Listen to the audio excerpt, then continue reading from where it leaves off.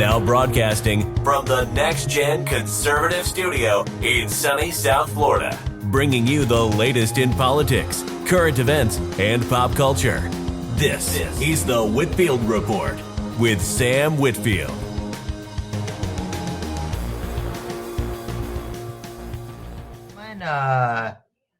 We are here live on the brand new Rumble studio platform.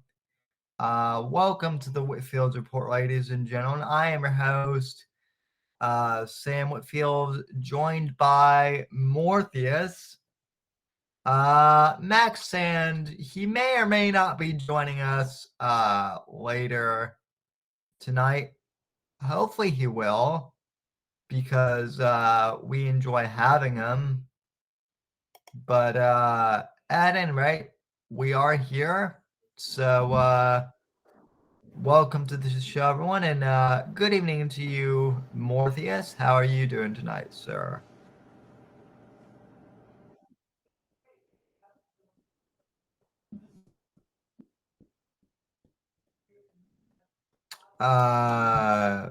More.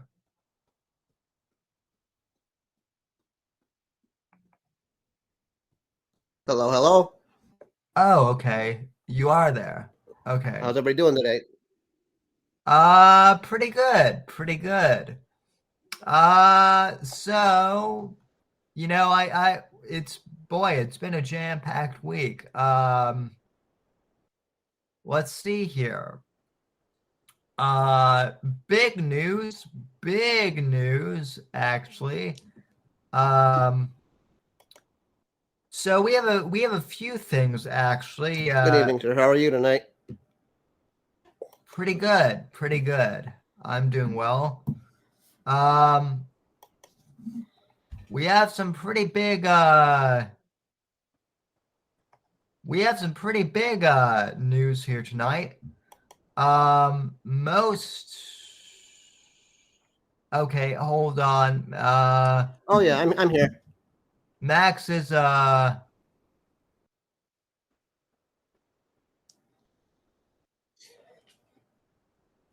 asking how he joins. So hold on a sec.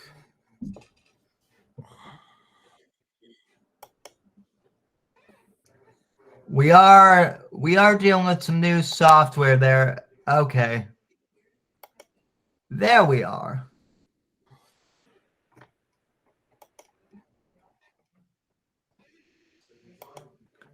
Okay. We have a wild Max appearing. We do. We are kind of doing this like on the fly. So this ought to be good.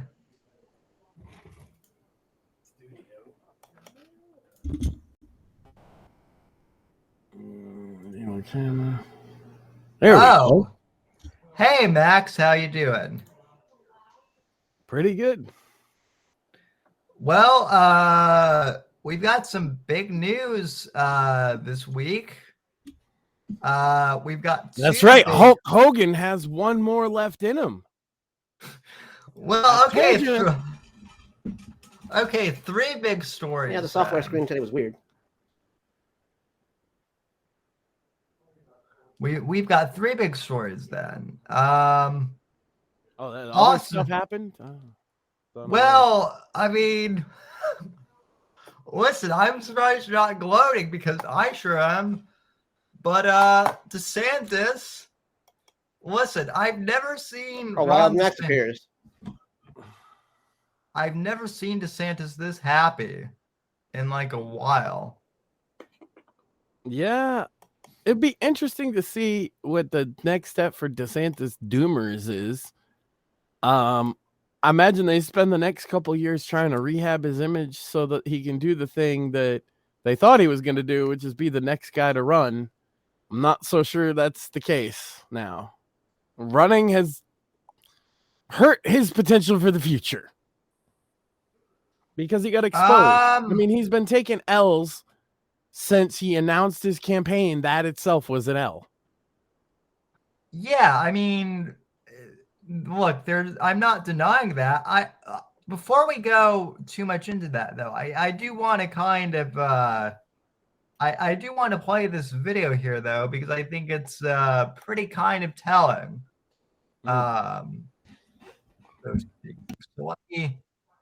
Oh, Jesus. We've got DeSantis's face here. What did you do, Sam? He looks... Did you ever see Futurama, where they had the clones of the president running against each other, and they were neither had... Yeah. That's DeSantis. I've seen that. So anyway, let's take a listen to this. Greetings from Florida. The warmth of being home is a reminder why I've chosen public service. From joining the United States Navy and serving in Iraq, to representing the people in the U.S. Congress, and now serving as governor of Florida. And it reminds me why I decided to run for president, to fight for those who've been forgotten in this country. This is America's time for choosing. We can choose to allow a border invasion, or we can choose to stop it. We can choose reckless borrowing and spending, or we can choose to limit government and lower inflation. We can choose political indoctrination, or we can choose classical education. These choices are symptoms of the underlying struggle to ensure that constitutional government can endure and that Western civilization can survive. And we launched this campaign to bring accountability to government, regain sovereignty at our border, and restore sanity to our society. We cannot succeed as a country if we allow our nation to be invaded. Okay, before I play this for too long, for too much more, I want to know, like, at the beginning of the clip, I've never seen him smile like that broadly. Like, he seems relieved. Got to be a lot of pressure off his shoulders, right? Yeah, like I heard some people say this the other day, like, those first few seconds when he's saying, hello from Florida, he has the "thank God this is over" look on his face. Well, I agree 100% there. He's definitely relieved to not be in the race anymore. Doesn't his wife have like cancer? Like, add that on top of governor and everything else. Like, yeah, I imagine he is relieved. That's one less thing on his plate, at least. Whether he, lost or not, at least that's one less thing. And he can regroup and move forward with whatever he's doing next. Yeah. So I don't know how much more we want to play of this, but basically he goes on to say basically that he's going to endorse Donald Trump. Currency to be debated. Blah, blah, blah. Elected to serve. I have a record of leading with conviction, championing an agenda marked by bold colors, delivering on my promises, and defeating the people who are responsible for our nation's decline. The type of campaign stops, more interviews, I would do it. But I can't ask our supporters to volunteer their time and donate their resources. We don't have a clear path to victory. Accordingly, I am today suspending my campaign. I'm proud to have delivered on 100% of my promises, and I will not stop now. It's clear to me that a majority of Republican primary voters want to give Donald Trump another chance. Didn't you promise to win Iowa? Well, also, like, he actually promised us Floridians not to run in the first place, that he wasn't going to run for president in the first place. So, I mean... Promises made, promises kept. Yeah, I guess. It's just weird, though. Everything about him is weird. That's what it really is there's just something off about him. And when he got there was people that they're policy wonks and they don't like Trump's meanness. And so for them, because he's a policy wonk, they kind of gravitated to him. But the thing is, if you're not a policy wonk, he comes off as very awkward all the time. Like the stuff with the shoes, as silly as that sounds, it's like, haha, you're wearing lifts. But he's also like, I'm wearing these weird boots that they look like what the Wicked Witch of the West wears. And like anybody comments on it and he's got nothing to say about it. Somebody gives him a pair of shoes and they're like, hey, wouldn't it be nice if people saw you in these shoes? And he's like, I can't wear those.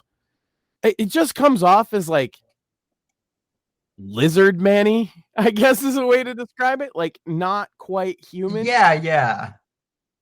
There's something wrong with him, and he brings attention rather than draw attention away from it. He brings attention to it.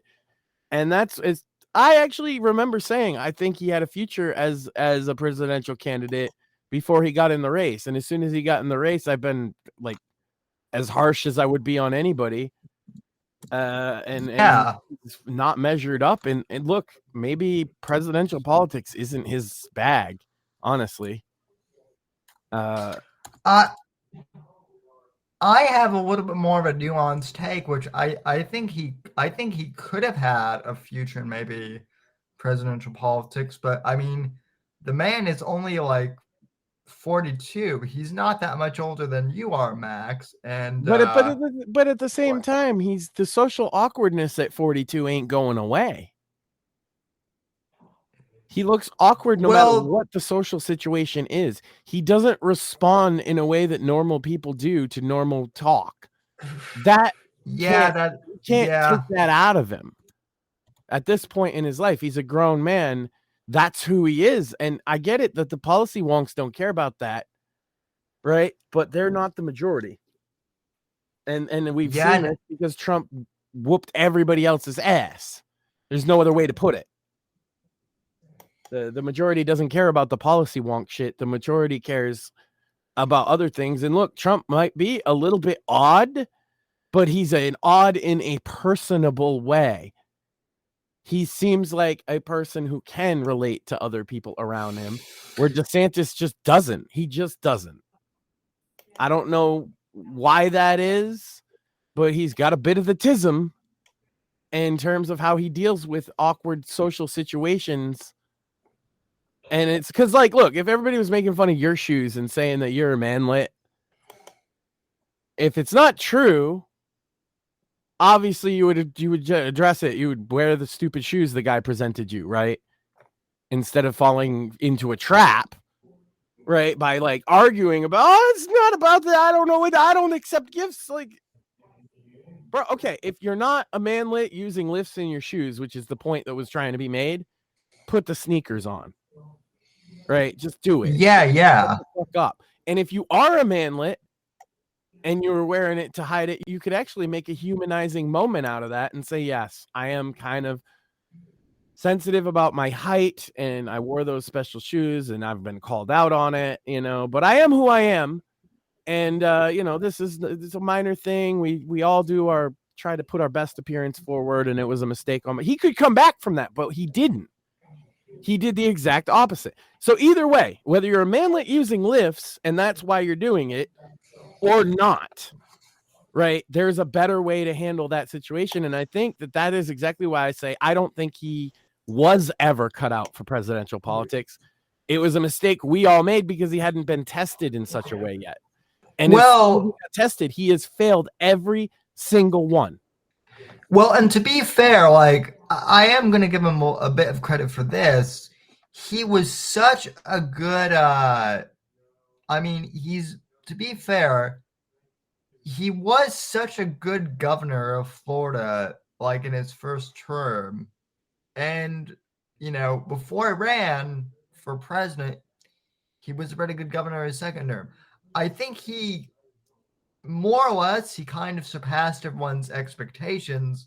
So because he was a good governor, I think a lot of normies in the Republicans thought, and I was one of them to be fair initially, that, wow, this guy might make a good president in the future. But once you and Shmuley, I give you both credit for kind of opening my eyes to this. Once you kind of pointed out some of his idiosyncrasies and I look at him, I was kind of like, oh, yeah, you're right. Like, And I think this. And the one of reason two you didn't things- see it initially is because you are kind of a policy wonk, right? And that's what I mean. The policy wonks love the guy. Yeah. But normal people see shit like that awkward shoe exchange. I know it sounds silly, right? But he did that on several different key issues where a normal response was anything but what he said. Well, he accused Patrick Bet-David of trying to bribe him, and like, which is laughable because like, Patrick Bet-David, like, I know some people think he's a grifter. I don't. Like, I like some of his stuff, but like, Patrick Bet-David, at the very least, is like an entertainer, right? If you want to like be mean, like he's just kind of like an influencer. He's not trying to bribe anybody. So for DeSantis to say that is kind of like laughable. Right. And then again, like I say, with the damn shoes, it's like, it's not a bribe. It's not like it's a confrontation, and he chose. This is why I say he will never be a good presidential leader.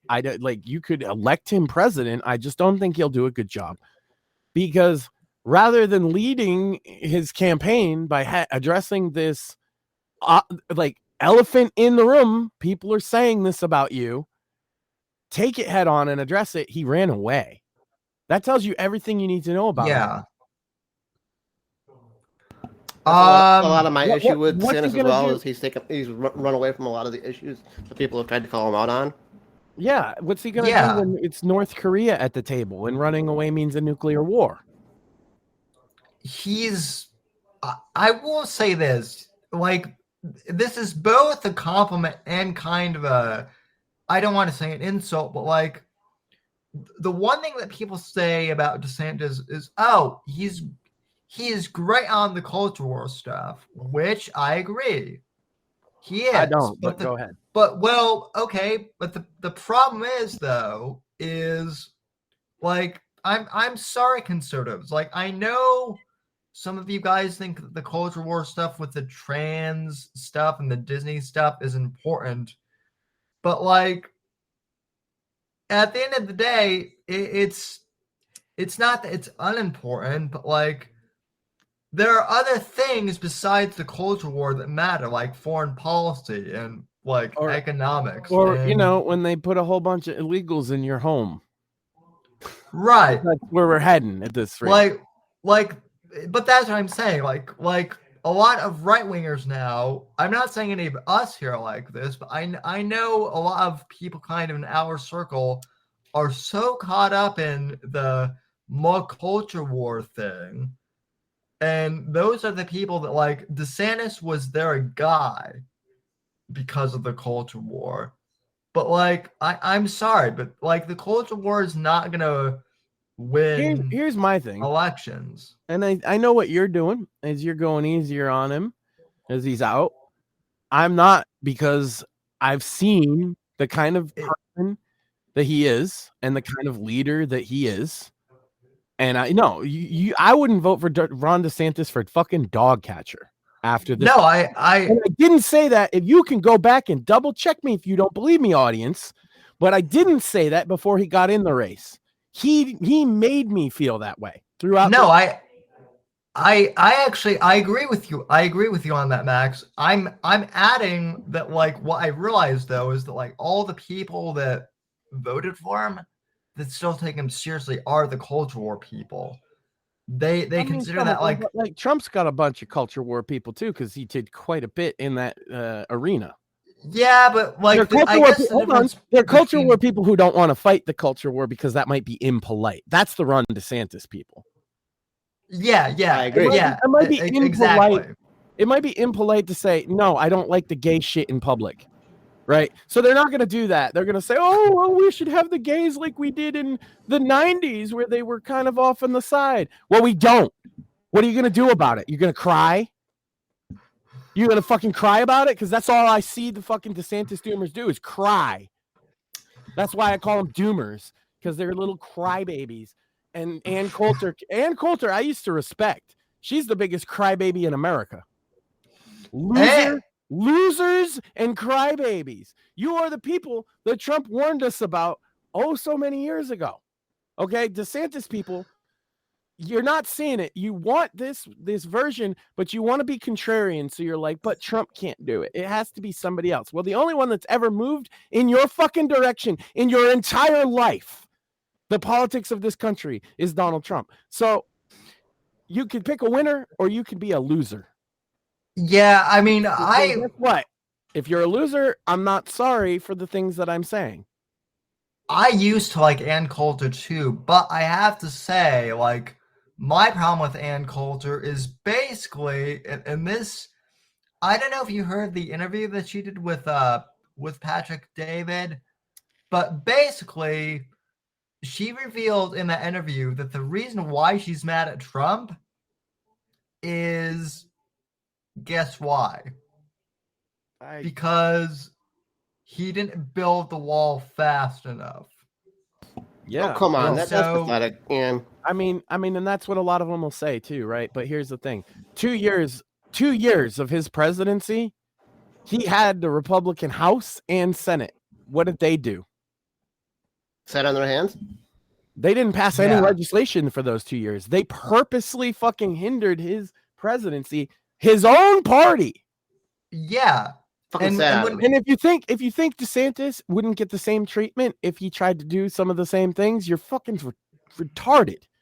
You think they're not going to call him Hitler? You think they're not going to say he's a Nazi and a racist? Are you fucking stupid? Were you not here when they did that to George W. Bush and Mitt Romney and fucking George H.W. Bush and Ronald Reagan and fucking Nixon and every Republican that has run since the goddamn 70s?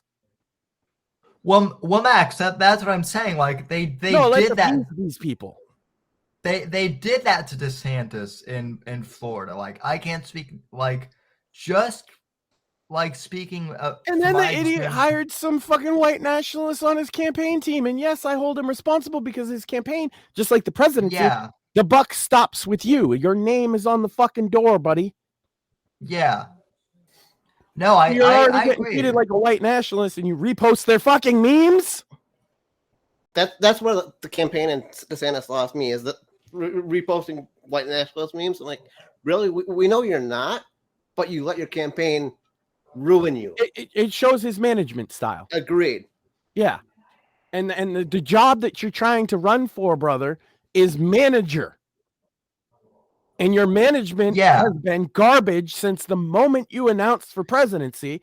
And if you're a DeSantis doomer and you didn't see all the fucking big L's that he took throughout this candidacy, then your head is in the fucking sand. Ignore Joe Biden for the left. He ran a bullshit campaign, and all he had to do was be an empty suit, and he couldn't do that. The thing that turned me off, and you remember this, correct me if I'm wrong, Max, you were there when I kind of had the aha moment. The thing that officially turned me off from DeSantis was the Fauci hugging Trump meme and how dirty it was. And the DeSantis doomers were like, well, Trump posts edgy memes as well. Yeah, but not like that. But not fake memes. Well, not only fake, defamatory memes. I would well, say. In this comparison, defamatory AI memes. This comparison to Trump on COVID anyway begs the fucking question: what did DeSantis do that Trump didn't?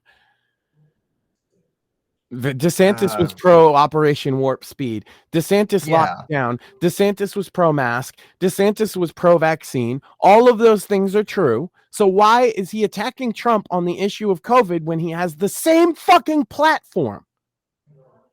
And then not only to attack Trump on COVID, but then to use a fake AI generated meme to do so. Yeah, that's dirty. And it's like you're attacking him for your policy. So you're just saying your policy sucks. Yeah. Well, no, this is no big secret. Like, DeSantis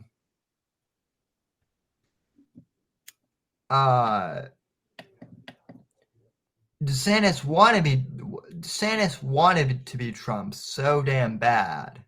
It's And He came into it with that Hillary Clinton, this is my turn mentality. Absolutely. Yeah. And even then, Trump being in the race, he had planned on this. I think this is the case. He'd planned on this all along, especially after he got reelected as governor. And then Trump getting in, he didn't actually plan for that.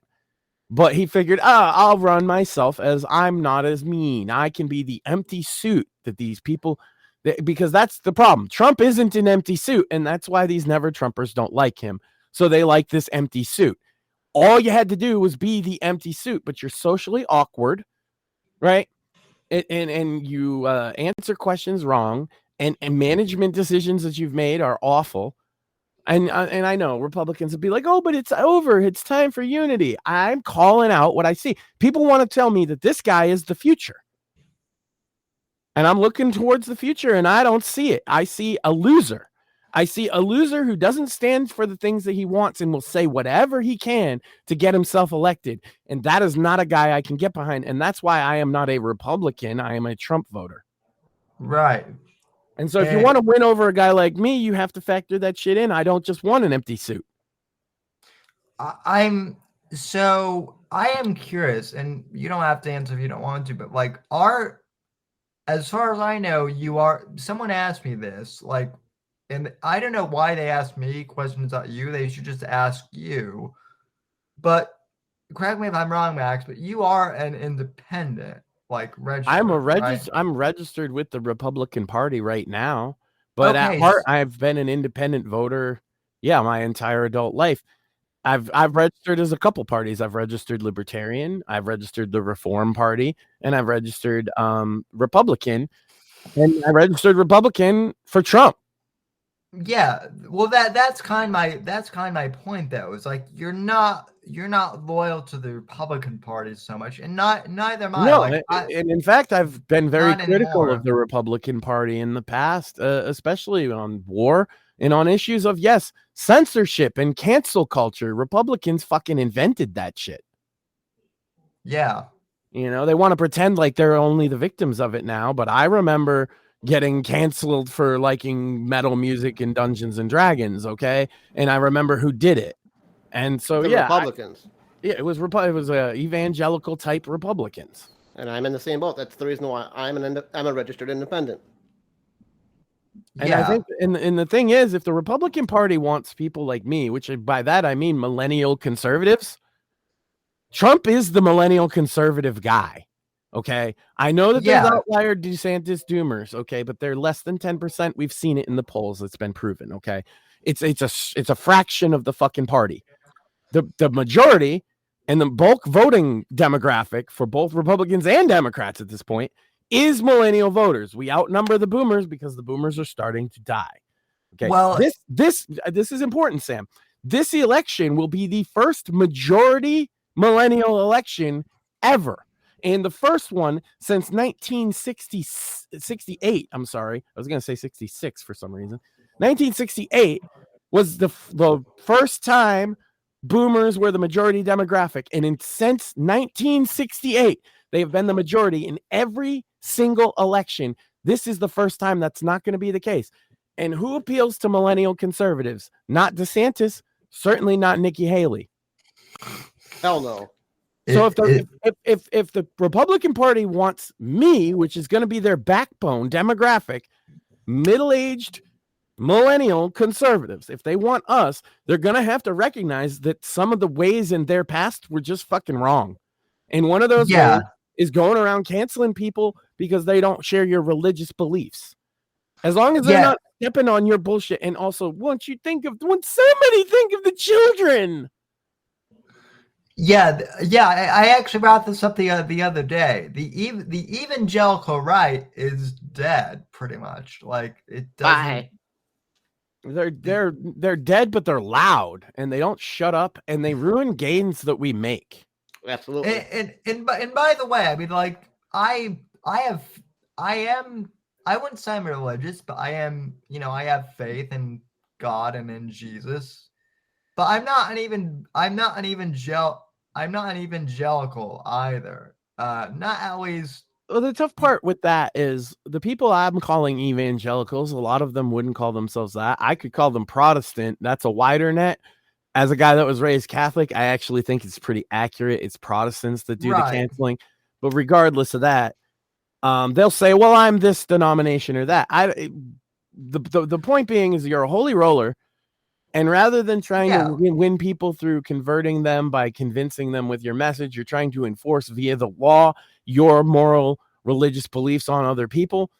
That's not going to win you young voters over. And by the way, as the millennial generation ages out, it's going to be true of old voters too. Yeah. So the future of the GOP is appeasing people like me, not appeasing them. And that's going to be like Trumpism, right? And if not, if they're going to go back to their old neocon, warmongering, censor everything I don't like ways, they're going to lose me and millions of other voters like me. Absolutely. Like I say, that Kid Rock conservative block, which is a lot bigger than people think. Oh, well, I would say it's a lot bigger than the elites thing because like the average listener of this show, like, is the Kid Rock conservative. Yeah, or insert other thing. I know because some people be like, I don't like Kid Rock, or he said this that I don't like.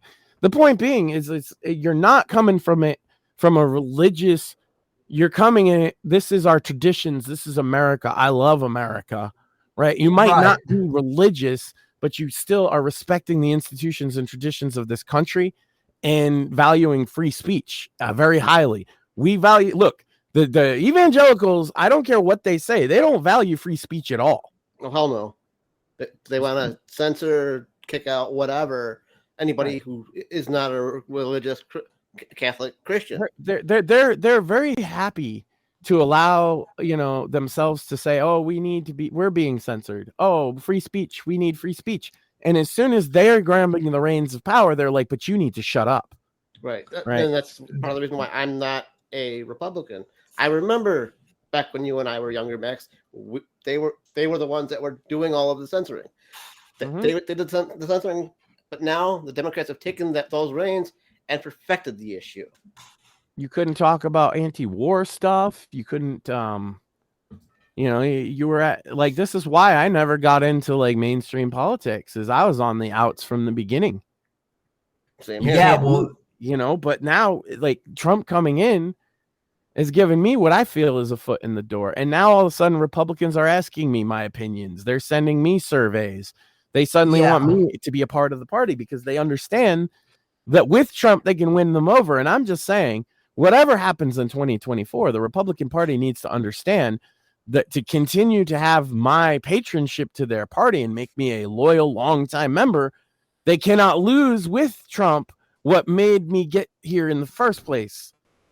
You know what I'm saying? Because I'll walk right out the fucking door, just like I've done before to other parties when they don't go the way I like. My vote is not yours to command. It's yours to earn. Right. 100%. Yeah, no, I do think the matchup between Nikki Haley and Trump at this point is kind of a bit poetic because this really is kind of the final showdown between the new right, which Trump represents, and the old establishment right. And the new right is just crushing. Yeah, and look, we're recording. Even they tipped the scale so far in New Hampshire in her favor, and she couldn't scrape out a win. Yeah. I was gonna say we didn't even bring up New Hampshire yet, but like New Hampshire was this week, and she got creamed. She is only now staying. She's gonna take a massively embarrassing loss on Super Tuesday, just because she thinks, or the people with her think that Trump is going to jail. She is going to lose. This is my prediction. I don't back off of this one bit. She is going to lose her home state of South Carolina. And if you know anything about politics, that is the worst thing that you could do is lose your home state. Why do you think DeSantis dropped? Do you think he wanted to lose Florida to Trump and he was gonna? Yeah. No, that is one thing I will give DeSantis credit for is like he knew I honestly thought that he would stay in before Haley did. I'm glad he dropped out when he did. Don't get me wrong. But yeah, I mean, I have friends who live in South Carolina, and they've told me that like, no, nobody here likes her.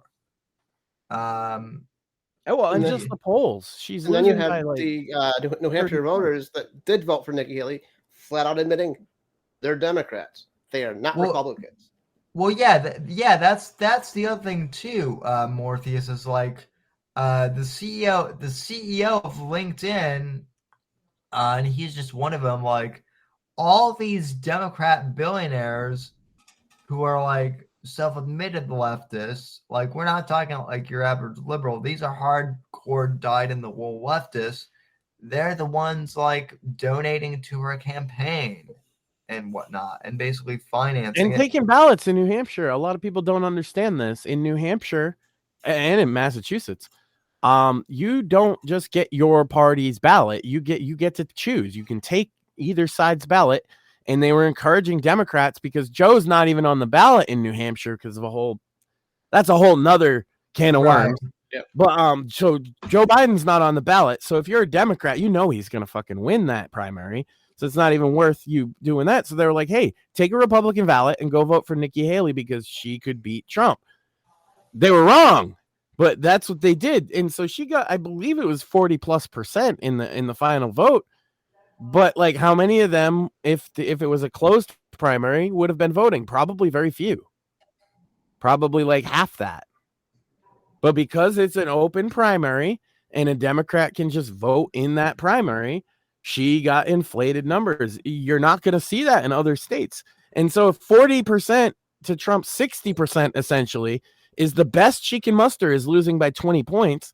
It's a foregone conclusion, and she knows it. She's staying in on the chance that he goes to jail or something, and she can say, well, I came in second. Yeah, that's she absolutely. can't even do that, by the way. This is important too. She can't even really pull off that scam if she doesn't win one single state. She has to win a state, because what happens is there will be a brokered convention, and the delegates can then move to put a new candidate in there, right? But if she doesn't have any delegates, she can't actually be a part of that process. Yeah. And because we have not had a brokered convention in my lifetime, let alone yours. The last one was in the 60s. And so we were really, most people aren't sure what that would look like. But you have to have a delegate to be in the process at all. So DeSantis is out. Vivek is out. They got delegates, sure, but they gave them to Trump. She doesn't have any delegates as far as I'm aware. No. And that's what I'm saying. She's hoping to get one in one of the Super Tuesday states so that she can have a brokered convention and have them declare her. That's why she's staying in, to get one fucking delegate to throw a monkey wrench in the whole process. Yeah. Mark my words. That's exactly why, because there is no politically viable path to success for Nikki Haley right now. So there's an ulterior motive. And it's funny because someone the other day like messaged me and was like, "Well, Nikki Haley was part of the Tea Party back in the 2010s, which is back when this show started, by the way."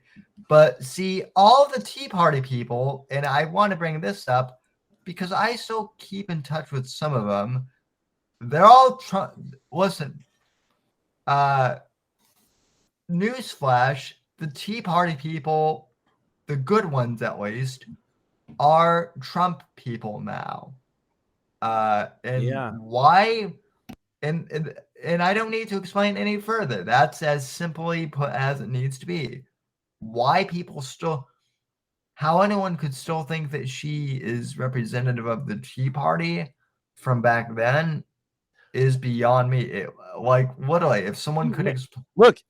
If you care at all about war, she's made it very clear how she feels, and it's a very staunch difference from former President Trump.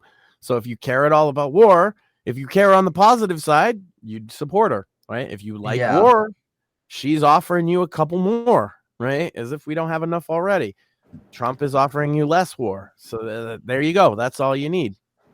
And the other thing that I have to say about Nikki Haley is those same Democrats that are voting for her have flat out said if it comes down to Nikki Haley and Joe Biden, they're going to go with Joe Biden. Yeah, that's the other thing. Like she's not gonna win in the general, and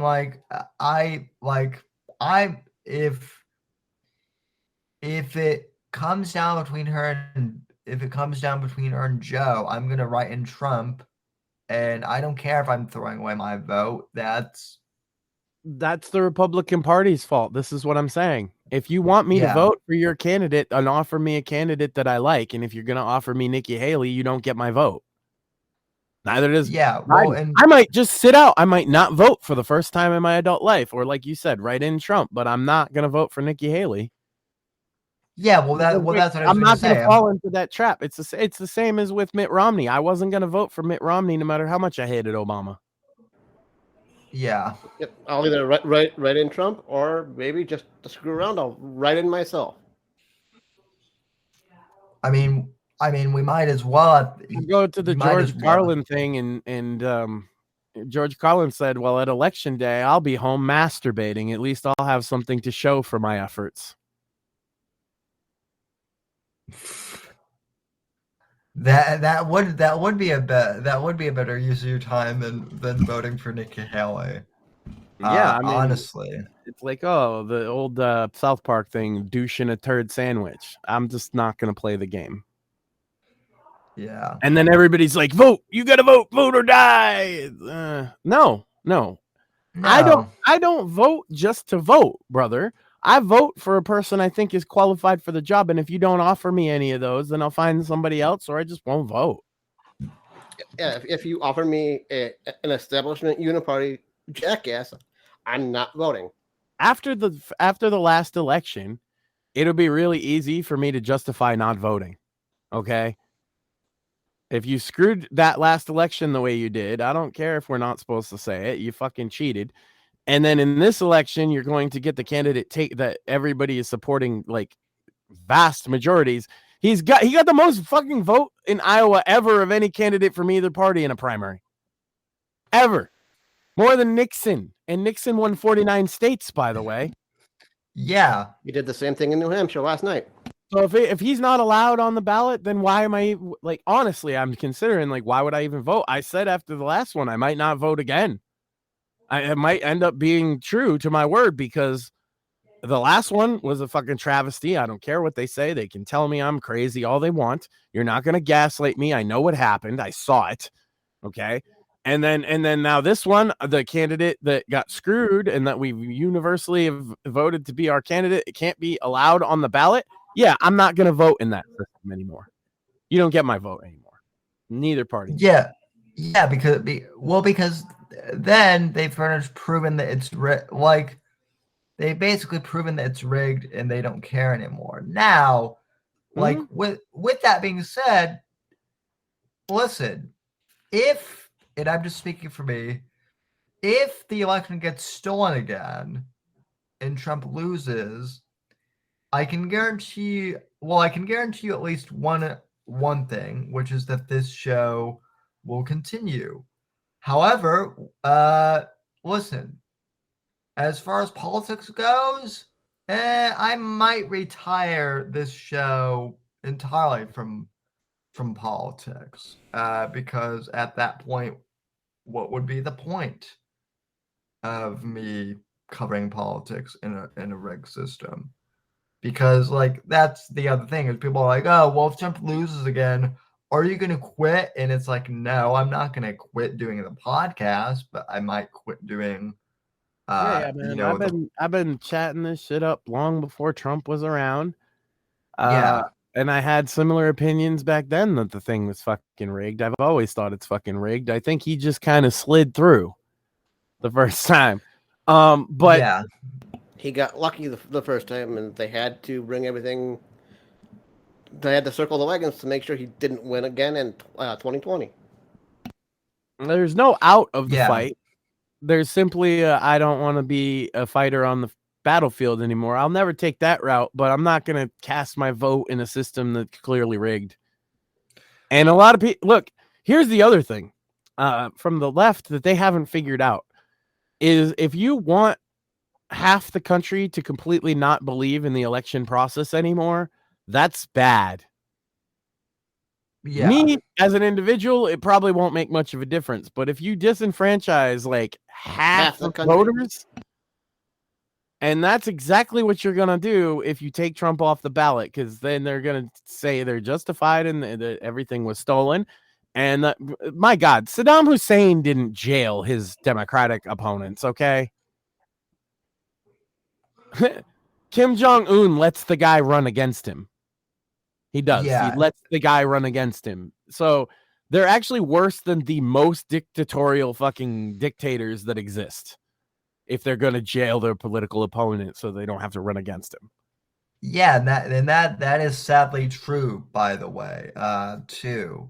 But they're Stalin-esque, so why not, right? They look up to Stalin, a lot of them.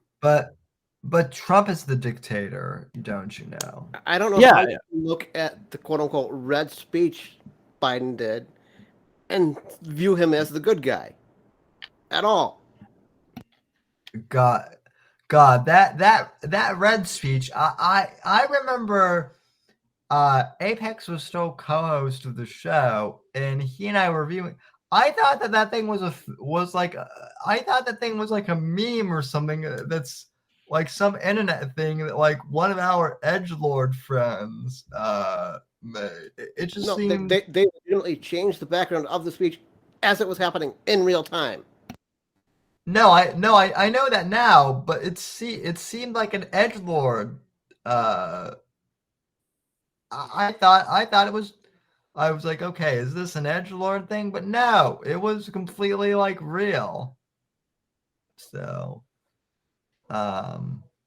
But you know, I am optimistic though, too. Like, you know, don't get me wrong. Like, we could be fucked, but I actually I am optimistic because it seems like there is like a real. I haven't felt this energetic since 2016. Honestly. I think Trump's I don't think what I'm saying is gonna come to pass. I don't think they can put him in jail. I don't think they can stop him from running. And I think that he'll win. Like, even if they rig it, I think it's to the point that even if they rig it, he'll win. Well, they've already thrown everything, including the kitchen sink, at him. So. And he's right in that it's election interference to take him off the campaign trail for all this shit. They know that, though. That's why they're doing it. That's why they're throwing so many cases at him, so that he's always got to be in court. It's funny how they're complaining about election interference when they're literally the ones fucking doing it. And his mother-in-law died, and he asked for a day of mourning reprieve from court, and they said anybody else would get that. Anybody. Literally anybody, if you're facing a court case and had a close family member die, would get a day off except Trump. Yeah. That tells you everything you need to know. They're trying to spread rumors that he and Melania are getting a divorce. And they've been spreading that rumor since 2015. Yeah. So if that was true, then they're not in the White House. I don't know. Yeah. It's this idea that, she's just with him until it's over. It's been over. I don't know. I think that I don't like to get into those kind of rumors either way, because it just doesn't bear out. No, but the only reason why I bring it up is it just seems petty that they're bringing it up that's why I bring it up, because I think it's bullshit. I think they're one of the legitimate celebrity couples that have actually made it work. And yeah, he did cheat on her, but what celebrity doesn't cheat? I don't know. I don't go to him as a moral how to live your life as a man kind of guy. I think that's a mistake a lot of people make. That's not why I would support him. If you're going to any politician as some sort of moral authority, you need your fucking head checked. Exactly. Yeah, I don't. I get it. He's been divorced a few times, and he's got his history. I knew that. What does that have to do with the price of tea in China? Like, I it think never bothered me. I think that's kind of the whole like thing is like I wouldn't live my life the way that he has, but that's besides the point. Like, there are people who are saying that the president should be a moral figure, right? And I'm like, I don't really care I've never cared about that. I want the president to be a good leader of the country. I want the president to be the leader of the free world, do what he needs to do to get things done, keep us safe, and not go into war constantly.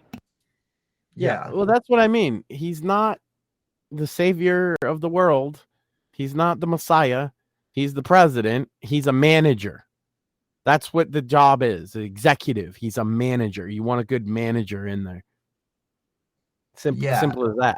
It doesn't need to be a pastor who lives and does every more. In my mind, if people need that, I would question where are their morals even coming from. If you need somebody else to give them to you,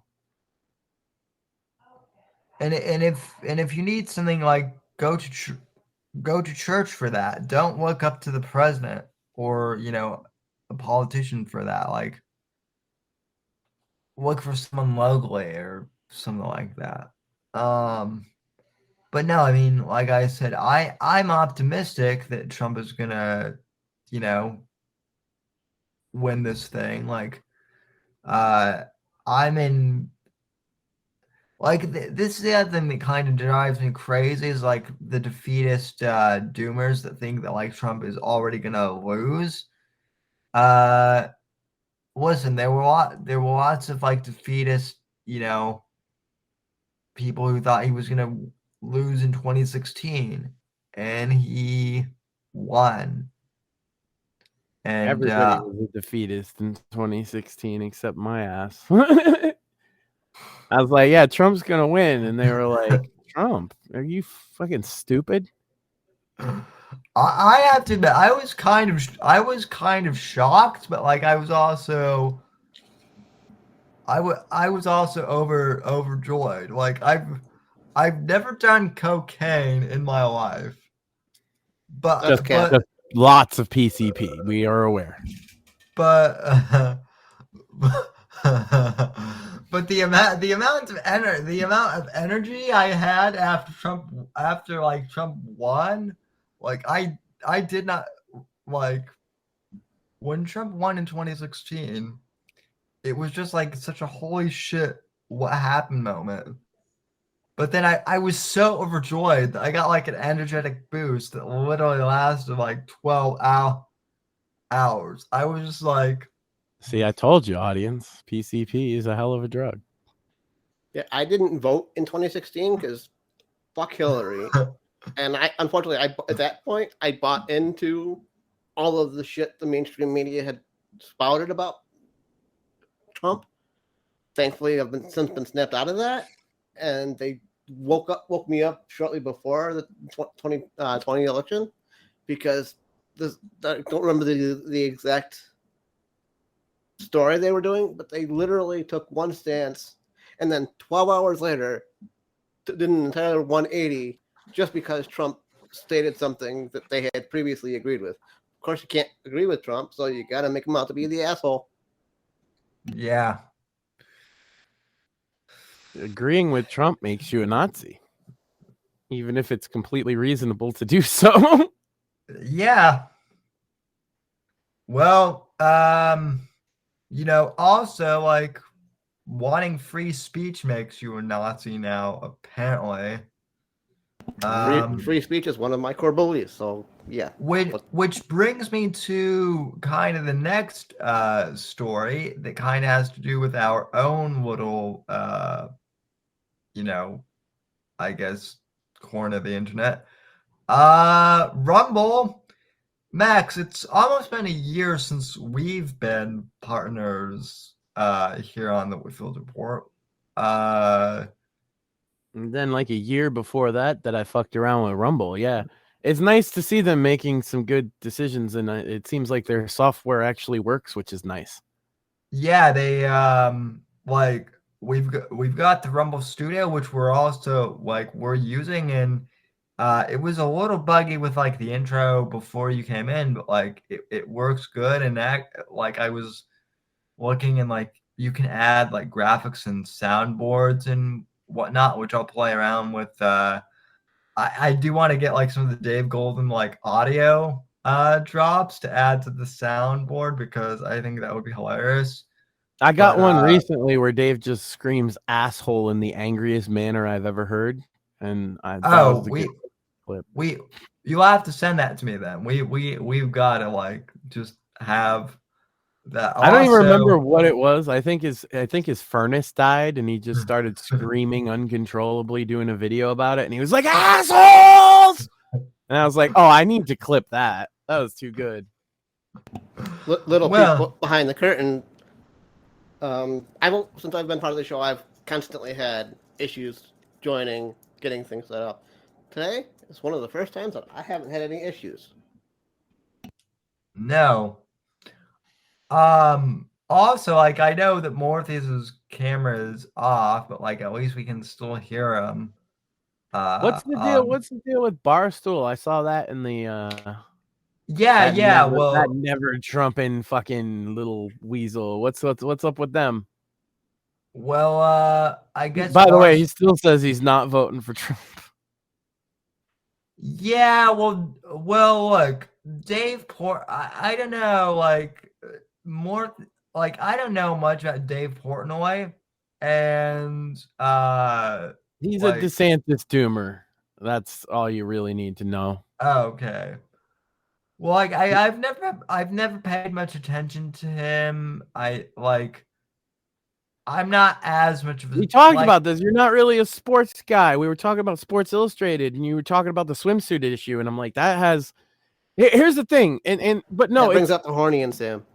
But the thing is that it speaks to a larger thing. A lot. I see this narrative going around. Oh, the tranny on Sports Illustrated is what killed it. No, they were relying on the swimsuit issue because they had long since lost the sports audience. Well, exactly. Yeah. And like, I am like, and all they had left was the perv audience who like looking at the swimsuit issue, and then they pissed on them too. But they shouldn't have been in a position where that was a problem. Like, honestly, if SI had just stuck to sports about 15 years ago, putting a tranny on the cover wouldn't have been enough to kill it now. But they didn't. Right. They started talking all their woke politics. They were one of the first media outlets to do it, by the way.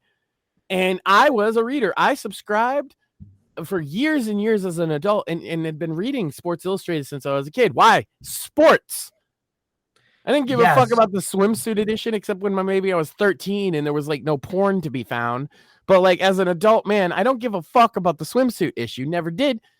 Most people didn't. They were reading because it was before the era of the internet. That's how you got sports news and stories that you wouldn't get just by watching sports. And ESPN came in, and you could say, yeah, they've gone a little woke too, but ESPN came in, and at the very least, they kept talking about sports. And that's where that audience is now. And now you see shows like Pat McAfee, who has one of the biggest sports talk shows in the world on ESPN, and he has Aaron Rodgers talking anti-vax shit on all the time. Because the sports audience, it wasn't about politics. It was about your bullshit politics getting forced down their throat. And so they unsubscribed from Sports Illustrated, and all that was left was the people that want to ogle the swimsuit edition, and they put a man on the cover. And those guys were like, look, I'm a perv, but I'm not gay. Right.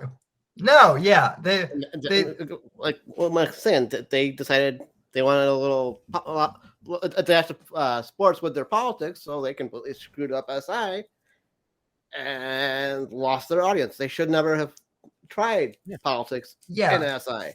The swimsuit edition is a yearly thing because it's not their bread and butter, but it had been the past of 5 or 6 years because the magazine itself is basically to be a magazine nowadays. You have to offer a little more. Because you can't be the thing about Sports Illustrated. That's where we got our news before internet. Exactly. Either that or Sports Center on ESPN. And one of those things kept doing sports news and the other one didn't. But then on top of that, the internet filled in that gap. So like magazines that are successful today do interesting stories off the beaten path that you don't find on the internet. You have to offer something special and different. It's tough to be magazines. And they went out of business because they fucked that whole business up in an era where it's hard to be. And I will say this, like, I don't follow sports as a whole, but like I do follow football. So this is what I was going to say about Barstool. So it is kind of funny to me that like Sports Illustrated basically collapses. Like, okay, let's not kid ourselves. They've been dead for years, but they made it official. They haven't turned a profit since 2016. Right. So they officially died. They died a long time ago, but like the death certificate announcement or whatever you want to call it came out last week. Barstool, which actually does do sports, like forget Dave Portnoy. We all agree here that hold on. My comments on his politics are from his appearances on political shows. If you watch sports stuff, he doesn't talk about that. Yeah. Yeah. Okay. Well, yeah. Well, that I didn't know about him. That is fair. My point being is Barstool I guess they signed like a partnership with Rumble, and this is one thing I mentioned to Morpheus before he came on, Max, is my aunt and uncle on my stepdad's side, they're here this week, and I was telling them about what I've been doing with my, with the books and also with the podcast. And I told them that I was streaming on Rumble, and they're both in their 60s, but they both know what Rumble is. Like, I didn't have to explain it to either of them. And they're not, like, as far as I know, political. They're just like, oh, that's that other platform that's not YouTube. Yeah. Well, if they know people who are in their age group political, that a lot of them use Rumble now. Yeah, so it's interesting seeing it get that recognition among boomers in particular, who are notorious for not adopting new technology. Right, but like that's what I'm saying. Like people are recognizing this platform now, and so like I know that a lot of people scoffed after I got banned off YouTube, were saying, "Oh, Sam, start another channel. That's all you need to do." And we were like, and I was like, "No, I spent and fight the eternal ban war like so many other people, where they have to start a new channel every couple of weeks." Yeah, that'd be fun, guys. Yeah, that eternal ban war is no way to go. And we wouldn't be having these conversations. Exactly. No, we would have gotten banned. Like you just saying that the election was stolen, like both of us have said that, we would have gotten banned roughly like 45 minutes ago. I've openly expressed support for Proud Boys many a times. Yeah, that wouldn't be allowed. But what am I gonna do? Am I gonna throw my actual friends under the bus? No. Oh, you're not supposed to say that, Max. Well, but they're good people, and they got a raw deal. And whatever you think about the Proud Boys, these guys individually, I vouch for, that are good people. Whatever you think about January 6th, they got more than they deserved for not even going in the building in some cases. Well, listen, they got more than what they deserved, and people are still not.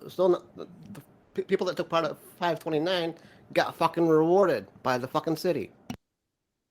Yeah. I mean, Enrique was actually in federal custody during Jan 6. He got 21 years.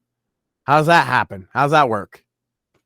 Why isn't anybody upset about that? And why is it controversial for me to point out that this young man got a raw deal? Oh, he's a white nationalist. Yeah, the black Cuban guy. Okay. Obviously not. That's obviously bullshit. Every fucking Proud Boy I know personally isn't white. Every single one that I know personally that I've met in real life. I've never met a white Proud Boy in my life.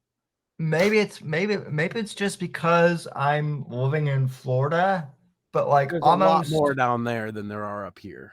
But well, I mean, I've had Proud Boys. None of them are white, but like in general, see what I mean?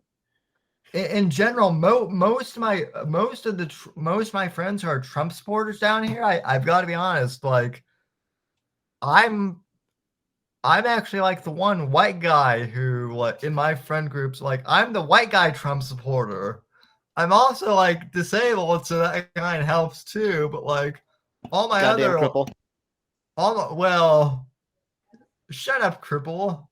Calling the kettle black. Cripple fight. But no, most of the liberals in Florida are like pasty white people, and like all the conservatives are like are Cuban here to be. And I think that has something to do with the fact I've talked about this before. The fact I know a lot of Puerto Rican Trump supporters as well. Yeah. And I'll tell you their reasoning. See, the Cubans is they don't like communism so much. The Puerto Ricans is because they're heavily Catholic and they don't like the attacks on their religion. Well, yeah. Yeah, exactly. So, People beheaded the oldest Mary statue in Boston. These people haven't forgotten that. No. So, Barstool, merging with, like, I know that people are saying that, Rumble inflates their numbers and they're gonna get fucked over by the SEC. Maybe, but like I doubt it. Because yes, they do have higher numbers than the actual viewers. I don't think it's by that much, ladies and gentlemen. You can look at our numbers yourself. I'm not working with super large numbers here. And I've done the math that I think it's about a 10% inflation, which is actually on par with YouTube. Yes, because YouTube also inflates its numbers. So, and I'm sure Twitch does as well.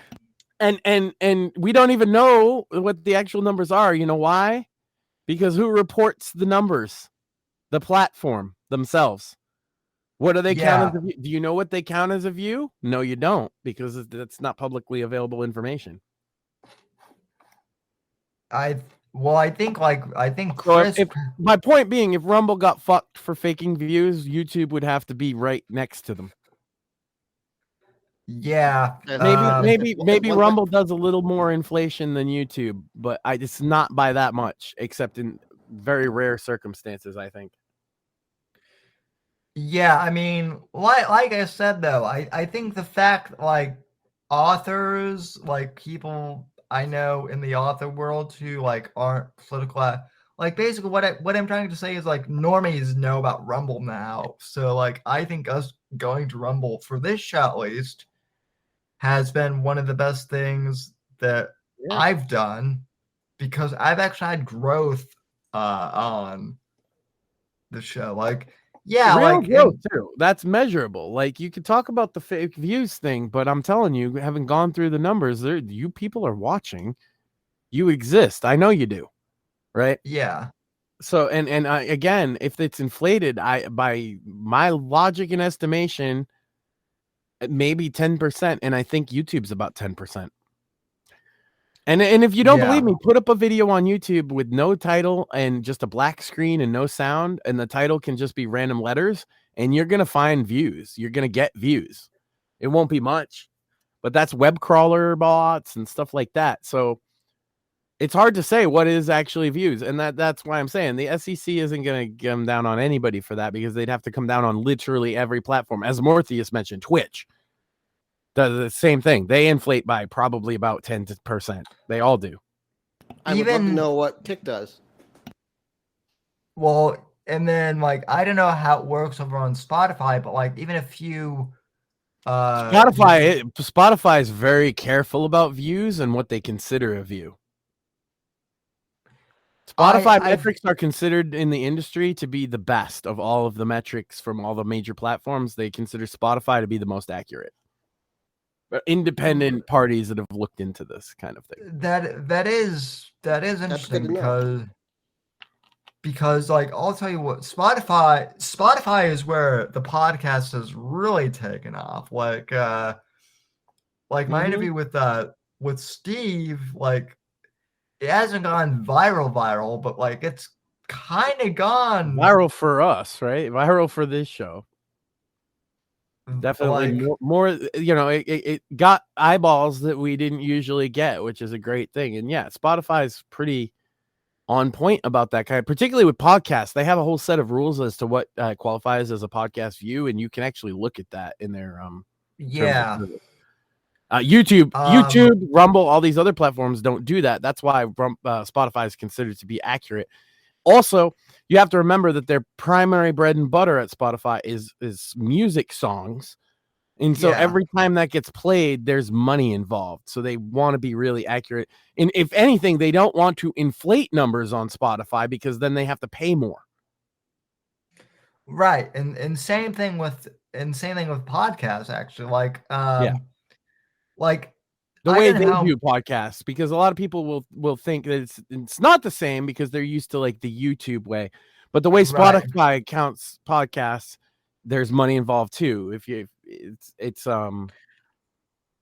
They pay out per view, and so they keep a pretty accurate record of that. YouTube doesn't pay out per view; they pay for trends. Same with Rumble. Although Rumble, I will say, any direct donations giving the creators 100% cut is pretty fucking dope. Yeah, well then, yeah. I mean, so if you super chat, just so you know, if you super chat $10 on YouTube, Sam would get less than 7. If you super chat $10 on Rumble, he's getting close to 10, if not 10. Which by the way, with this new studio, if you guys do super chat, it'll pop up on the thing here. I haven't, we haven't you tried can even pop it up on screen, right? Yeah, and same thing with live chat. Like I know that people in chat were kind of complaining that we never read the chat, but like from my view at least, this would be a lot easier. Yeah, I already see because the chat's like right on our screen now. Yeah, so which by the way, Google, is how Google Hangouts used to be back in the day. How chats are supposed to be. We used to be able to. People just in general used to be able to stream like this, like it was Google Hangouts on air, and then they got rid of it and never replaced it. They let StreamYards fill in that gap, and StreamYards is not good. I don't like StreamYards at all. StreamYards is not only not good, it's overpriced. We were using Melon and Melon is, granted it worked for what I needed it to do, but we've shared the story, like Morpheus and I spent like close to 2 weeks like trying to figure out like why he couldn't get audio, and it turned out to be his webcam. Yeah, I had to plug in and just not use a webcam to get everything to work on my end. Yeah, which was never like in any of their guides. Now, like clearly, still isn't. Yeah, which like clearly like people can't see Morpheus on stream. You guys can hear him, but like that's because he's not using a webcam. He literally is the. I am a disembodied voice in the story. Yeah. Oh, just like in real life. You guys don't know this, but in real life, he's actually just a disembodied voice. Yeah, he literally is the most crippled out of all of us. So, yeah, but you do the most PCP. I'll tell you what. You'll never catch me standing, Sam. That's true. You'll never catch me standing either. You showed pictures of it. So he's showing pictures of yourself standing there on PCP. Hold on. What? Part of what I said isn't true. You can discern which part, audience. Friend of the show allegedly has a picture of Sam standing up at a gas station. Mm-hmm. Well, listen, we gotta get Shmuley back. Drinking a smoothie. specifically. Which is a lie, sirs, because I prefer milkshakes to smoothies. It might have been a milkshake. But I couldn't tell by the cup.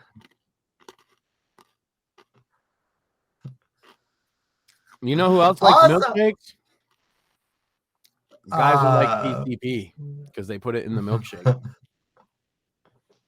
True story. Oh, We've See already ya. devolved. This is the point we get when we run out of stuff to talk about.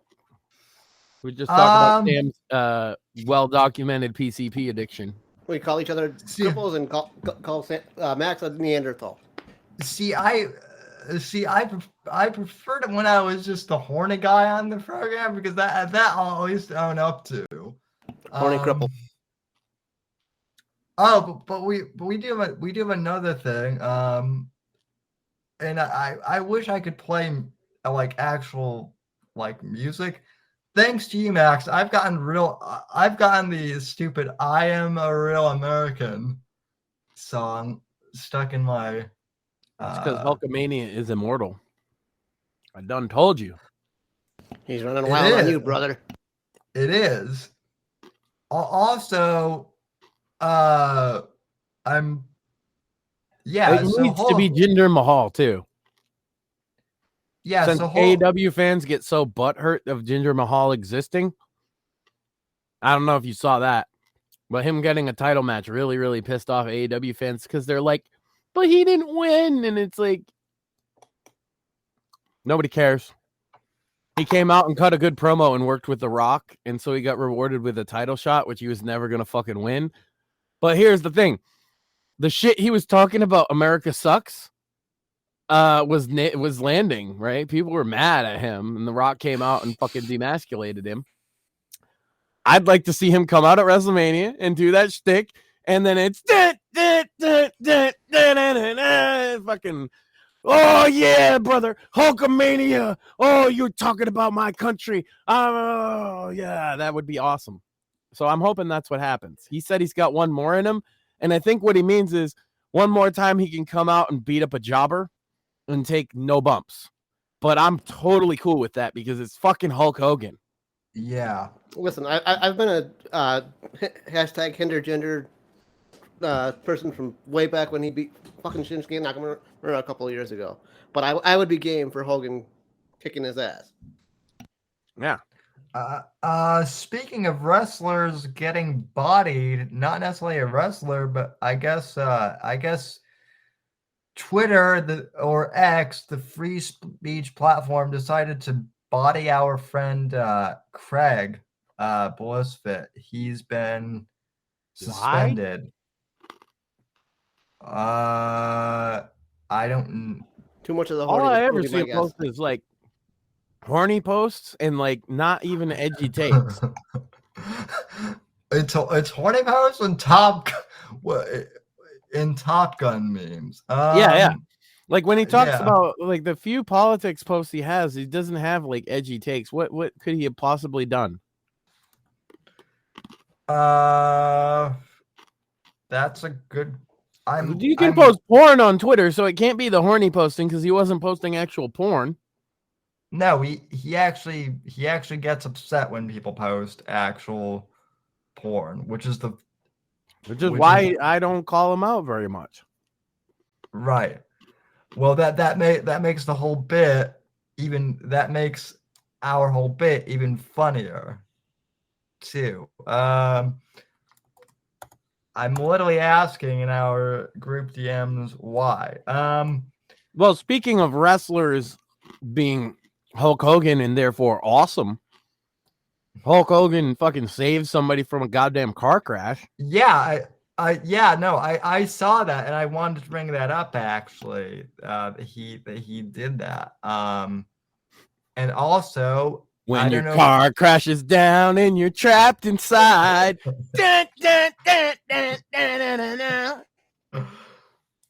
Well, you know, Sam, just imagine that. The car was upside down. You've rolled your fucking car. You're stuck in the airbag. You're like, oh my God, I'm going to die. And then as if sent by God himself. Hogan Take shows my up. hand, brother. And it's fucking Hulk Hogan in an NWO shirt. You can't make that up. Fucking wild. No, I know. And then he used Hulk- a pen that was given to him by a Christian ministry to pop the airbag. So like he literally used a Christian pen to fucking. Oh my! You couldn't write a better story than that. That's like a movie right there, and it ends with Hulk Hogan, and she reaches and she grabs this big meaty python, brother. The 24-inch python's the biggest arms in the world, dude. And she grabs on, and he pulls her out, and it's like, hell yeah, brother. How can AEW fans hate Hulk Hogan, and that's why AEW fans are losers. Good guy Hulk Hogan in 2024. Who would have figured? Listen, I've always loved Hulk even before I was really into wrestling because he just seemed like a large. I mean, the man is literally like a superhero, like a real life superhero. And he's in his 60s and basically crippled, and he's still saving girls from burning car wrecks. Yeah, let me actually pull this up because oh crap, it's we're gonna have to bear through an ad, so apologies, folks, but no ad block having. Yeah, I know. Let's see.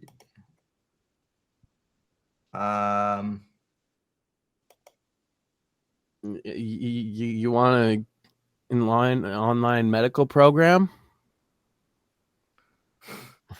Nope. Let's see. Okay. Girl's car here in Tampa last night turned into an act of heroism and by a name you may recognize. TMZ reports Hulk Hogan himself witnessed it with his wife and his friend. As Fox 13's Evan Moon explains, they jumped into action to pull that girl to safety. Hulk Hogan's wife, Sky Daly, posted about the accident, writing, "Last night we left dinner in Tampa. We saw a car flip in front of us. I truly admire my husband, Hulk Hogan, and good friend Jake Rask for springing into action." Tampa police confirmed it was on the Veterans Expressway by exit 2A towards Clearwater. The two men, Hogan and friend Jake, seen in pictures by TMZ, pulled a teenage girl from the wreckage. Hogan tweeting that without a knife to puncture the airbags, he used a ballpoint pen to free the 17-year-old girl from the upside-down car. He goes on to say, "Thank you, God, all is well." Wife Sky Daly writing the teen girl was, quote, unscathed, just really rattled, which was a miracle. I'd be rattled too if Hulk Hogan saved me from a car wreck. Yeah, I think anybody would be rattled for that. Just the Hulk Hogan part will rattle you, let alone a car wreck. I listen. I would be wondering if I like suffered a concussion. I feel like that's why, because for those that don't know, there's just a promo on Raw, and Hulk Hogan talked about Hulkamania, and then at the end he said, "I might have one more in me, brother," and I was like, "Well, awesome." And I bet you he came to that conclusion after this car wreck incident. Want to bet?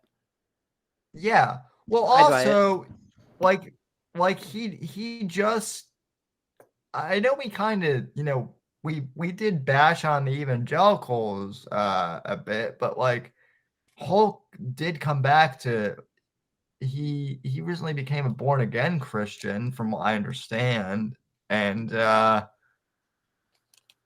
good on him. I mean, it Not seems like recent, but yeah, it's been quite a few decades at this point.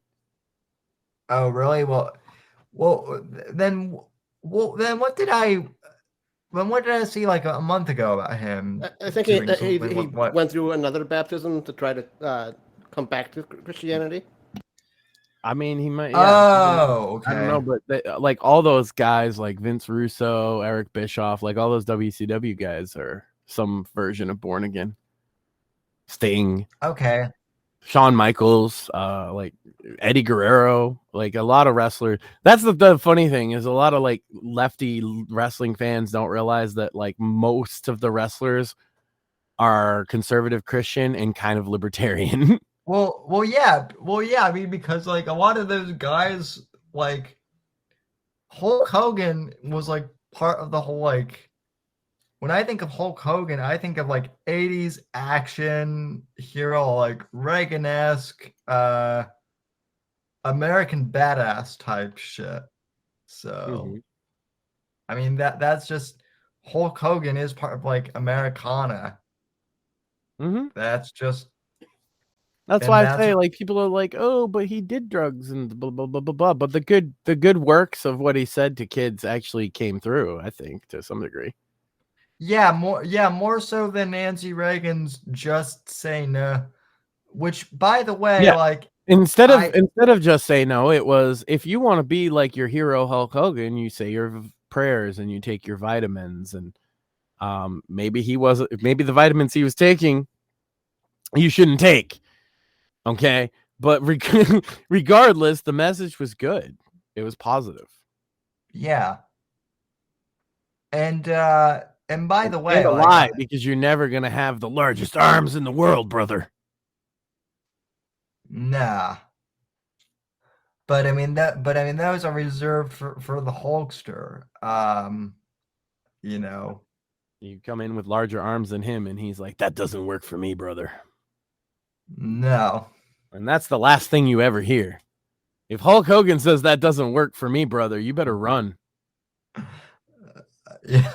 Well, listen. I mean, he ended that airbag's life to save that girl. That airbag wasn't working for him. So. No, but it did work for him, right? You know. He was like, I ain't got a knife. This doesn't work for me, brother. And then he realized he had a pen. And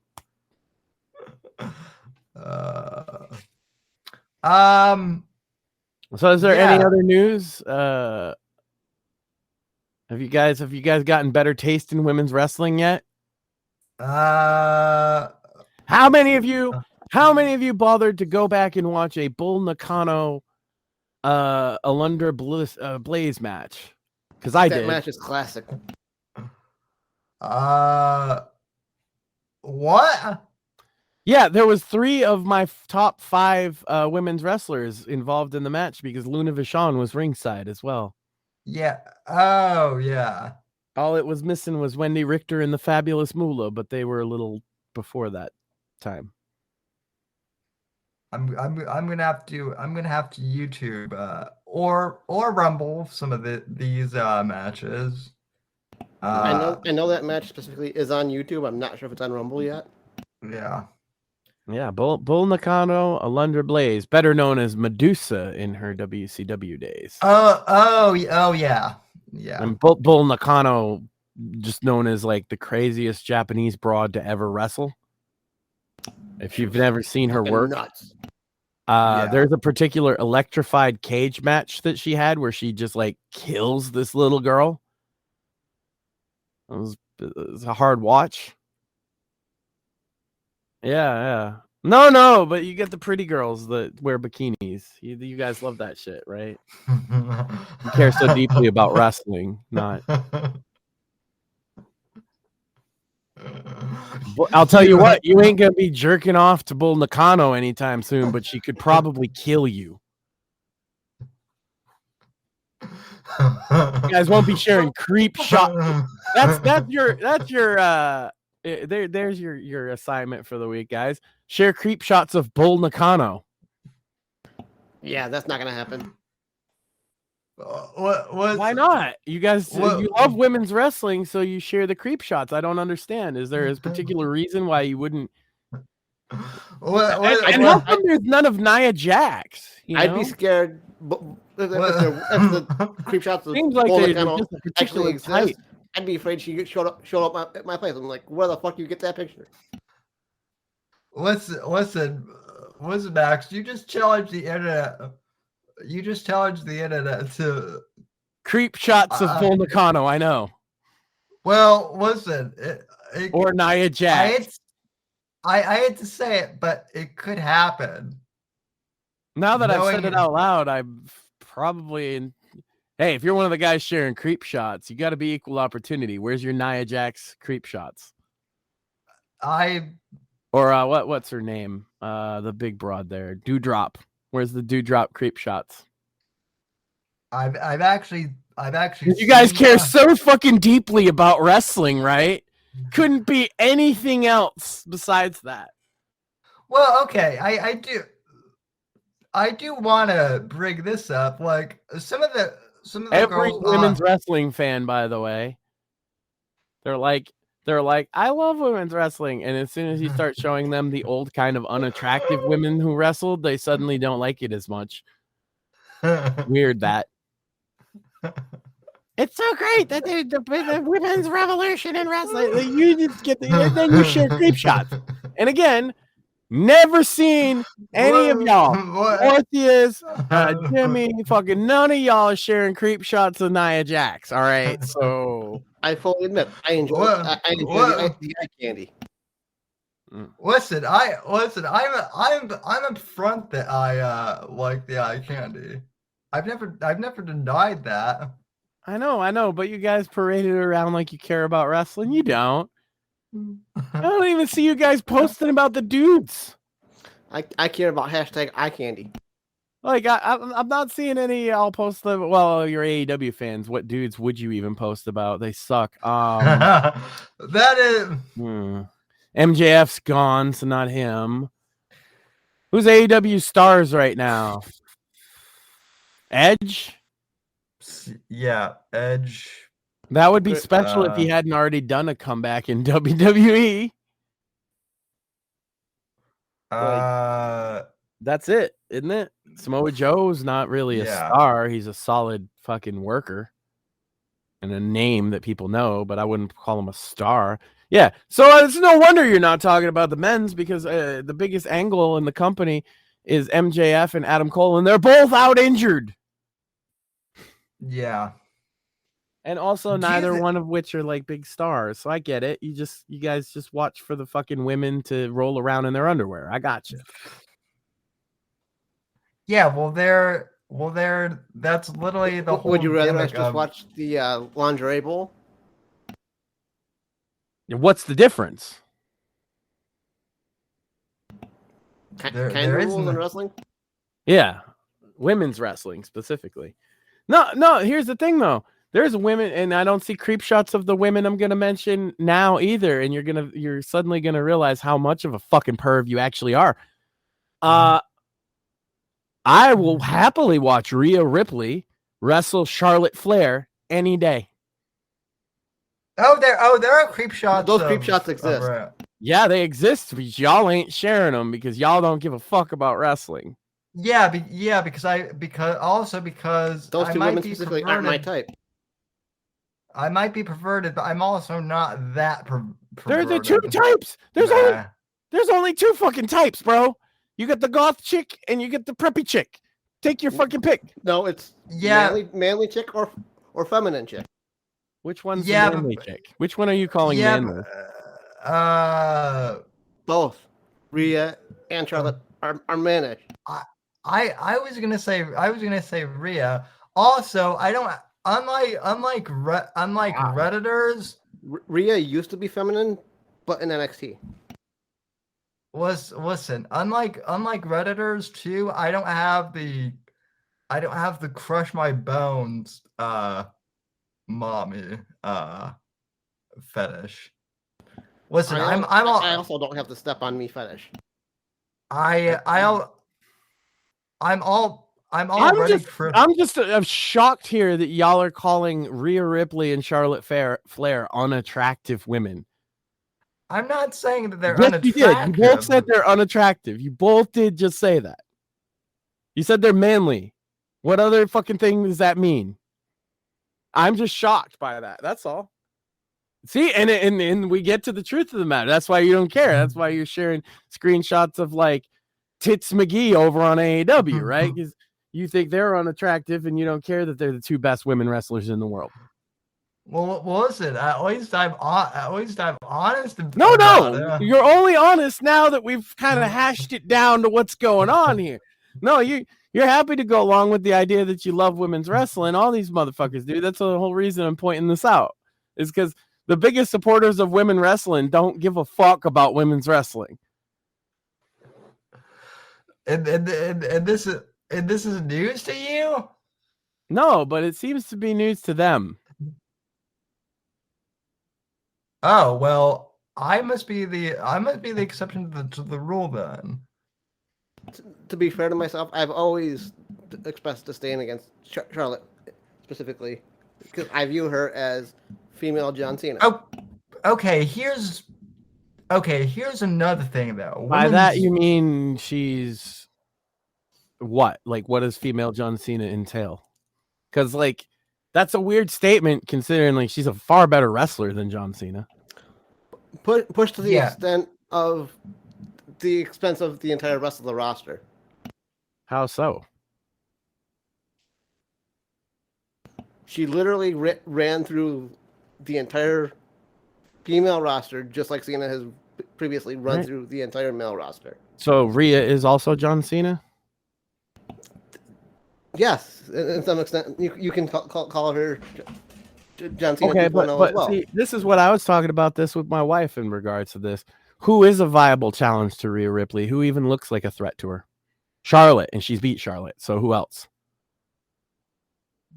Why shouldn't she run through all these fucking no-name broads and then take down a fucking Becky every now and again? Who, like, yeah, Becky, I'm sure a lot of, wrestling fans love Becky. I think Becky's good. But, like, realistically, Rhea's a beast. Yeah. Rhea's a killer. No, she is. She should.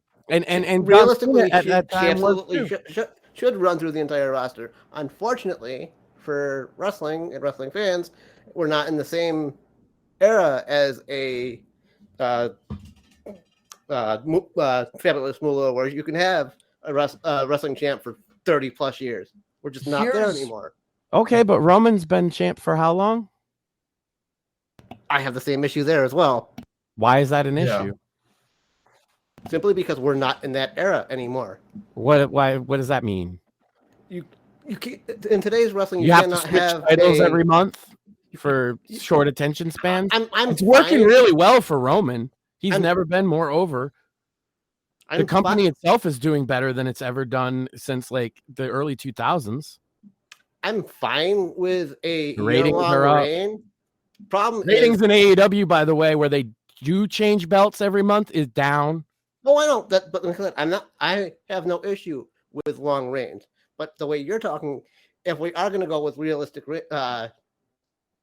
title reigns that last years upon years, we're not in that era anymore. Well, there's a reason that Fabulous Moolah was the champ, is because they never produced a fucking woman that even looked like she could take her. Okay, and that's partly because she was the one training them, and she put herself on top.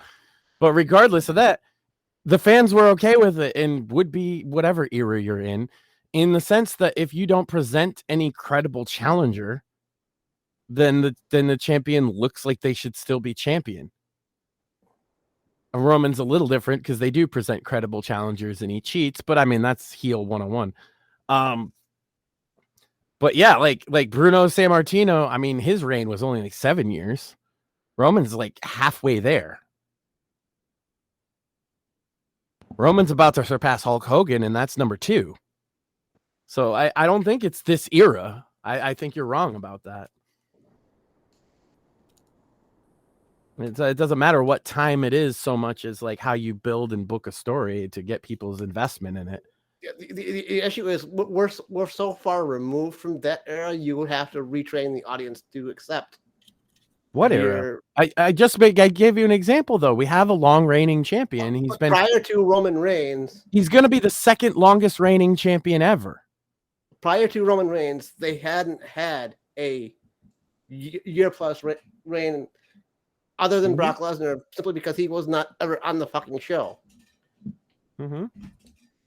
So yeah, again, but he continued to draw money when he did show up. So like, I don't think that was a bad idea. Oh, I'm gonna excuse myself for a quick moment. Continue. Yeah, I'm not in the camp that thinks that Brock was a bad thing. And it's not so much he was a bad thing, but they had to retrain the audience to accept a champion that's not on the show. I don't think they needed to because it was Brock. They absolutely did. Brock looked like a beast. He looks like a champion. I don't know. They had to retrain the marks, but you're like when you're talking about marks. Yeah, that's AEW's entire audience, but WWE, it's not even a third. They didn't need to retrain anybody. They saw Brock Lesnar with the title belt, and they were like, yeah, I mean, until somebody beats him. And it's the same with Roman. This is not retrained. It's like he looks legitimate. He looks like the baddest motherfucker on earth. He seems unbeatable. He's presented as unbeatable. It's not retraining anything. It's that they haven't done that for a long time.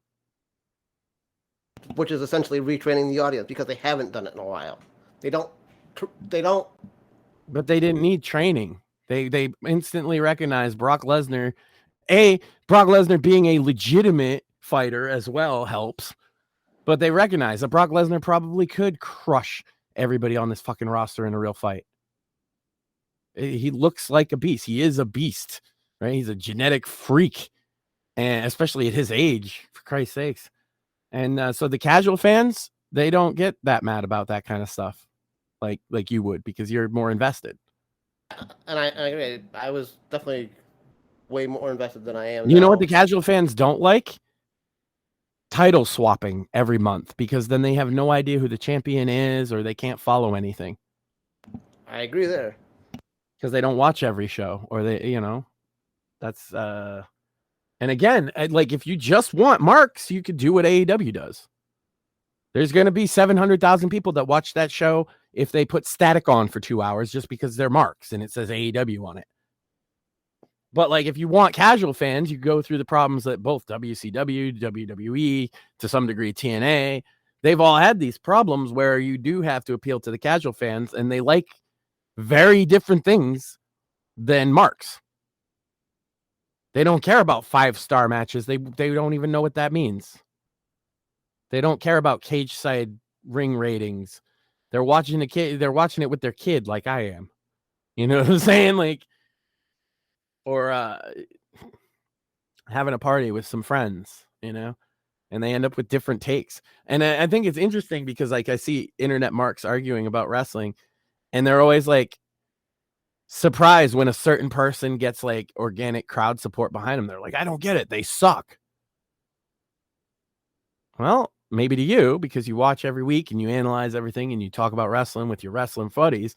But like to the average person, they see, again, a guy like Brock Lesnar and they're like, he looks like he could fuck some shit up. And then he does. And so, yeah, they buy him as shit. You don't need to train that. You only need to train the marks. That's what I'm saying. The marks are getting, but now everybody's not going to get their opportunity. They're all getting buried because the champion has the championship. I mean, there's evidence that that's not the case from the territory days, right? Where the champion would just be the champion forever. He might lose it here and there and win it right back. And nobody cared because it was Jerry Lawler or fucking Dusty Rhodes. Well, Dusty never won the fucking belt, but Ric Flair. Ric Flair was the champion like through the whole 80s. Nobody was upset about that. Marks today would be like, oh my God, I can't believe he's marrying everybody. Ric Flair elevated anybody he worked with because he was the champ. I don't know. I just think it's, I don't think it's the modern fans are just a bunch of marks on the internet who don't understand what like a casual fan might care about. Oh, my 5-star matches, my work rate. Oh no. Then nobody cares. I've enjoyed the shit out of matches that the average wrestling mark would be like, but that was a bad match. I don't know if it's fun to watch. If you had fun watching it, especially with friends, maybe not so much. Actually, I see a lot of matches that people say are good that I think are bad. Kenny Omega being the prime culprit. I've never seen him have a good match. I've seen a couple of matches, but overall, I agree. He is quite overrated by most of the hardcore fan base. Well, he's an overactor. I agree. He doesn't just sell. It's like the hardest sell you've ever seen. Like he's a ham. It's supposed to, like, if you're simulating a fight, I'm supposed to believe it's believable, but he flipping around the ring with his hands in the air like a fucking moron, like a fairy. It's very unbelievable to me. Same with his buddies there. The whole company basically is premised on bad wrestling. If you like wrestling, but if you like a parody of wrestling, and you vaguely remember the 90s, I understand why people like AEW. But like, if you remember real wrestling, it's kind of a joke. I agree, and you were about to bring up the Young Bucks, and that's a lot of the reason why I don't like the Young Bucks, just because they are clown shoes, as far as I'm concerned. I saw one not that long ago where they put like an explosive in one of their shoes for a super kick, and I'm like, oh, so they're just Wile E. Coyote now? Yep. Okay. That's what people like, and that's why I say like AEW fans aren't wrestling fans, because wrestling fans would fucking riot. Wrestling fans would not appreciate that particular kind of making fun of wrestling. What Max said. That's where Max and I are going to agree. A lot of what today's wrestlers do. I can't believe he just agreed with all the PCP stuff I just said about him. Right? That's why he had to go off screen, because he was hooked up on PCP walking around. He had to go get wet, as they say. Meet his friend Sherm. You know what is you know what is a joke though is female golfers. True. Now, well, of course, now they're all men. Well, Paige Spiranek is clearly not a dude, but also clearly nobody's actually watching her golf because she's a good golfer. Yeah, no, that's the thing. I'm just saying, dude. But they're women's wrestling fans, be like female golf fans, and just admit you're a perv. And let us actual wrestling fans say, yeah, I do want that Rhea Charlotte match. No, what I'm saying is I can't believe y'all said they were I'm still blown away that y'all said that Charlotte and Rhea are unattractive. Like, what the fuck is wrong with you? They're simply not my type. End of story. Yeah, but that's it's like I'm not just saying, because somebody's not a 10 doesn't make them a 1. I'm not saying that they're a 1 anywhere close. They're both out of my league, obviously. Yeah, I was gonna say they're probably hotter than any chicks you'll ever pull. You know? They're just simply not my cup of tea. That's all I was saying. I never said I don't even really think about that, but like they wouldn't be on TV if they weren't. You know what I mean? They wouldn't have all this marketing behind them if they weren't attractive. Right. Moon of Ishan about that. They are muscle mummies. End of story. People find them attractive. I just personally don't. Right, and that's all that matters. So we don't need the best women's wrestling match on the show. No. We need what's Mariah May. Oh my God, the botch queen. You guys love her though, right? She gonna kill somebody, and y'all be like, "Oh, but she looked hot while she did it." I barely even know who that is, despite our buddy Jimmy posting her all the time. Literally never seen a match. I'll bet Mortis and I are in the same camp. Okay, I'm just saying. I've gone on. I'm padding for time because I was waiting for you to shill your book and make some kind of segue into shilling the book. No, and to be clear, I have no issue with the Charlotte Rhea match. Well, it's usually a great match. Just personally, not my cup of tea, but I will watch it. Right, you'd rather have two divas rolling around in Jello. I got you. Yes, me personally, yes. Absolutely. No, there's nothing wrong with saying yes to that. Well, the thing, what you're leaving out here, Max, is that there's those are two extremes of the. I'm forgetting nuance. Women's... I know, but it's also very funny. But there's there's a long line of matches between Jello and Rhea and Charlotte. I'm somewhere in the middle. They call that the Attitude Era of women's wrestling. Wait, They had everything in between except a good match. I wish I had a drum fill for that. But hey, you know, Sable flashed everybody. That was like big news, right? That happened. That was much more important than all the matches. In fact, that's the only thing from 1997 women's wrestling either one of you will remember. Want to bet? What else? What else in 1997 between Sable flashing her tits on pay-per-view happened in women's wrestling? I'll wait.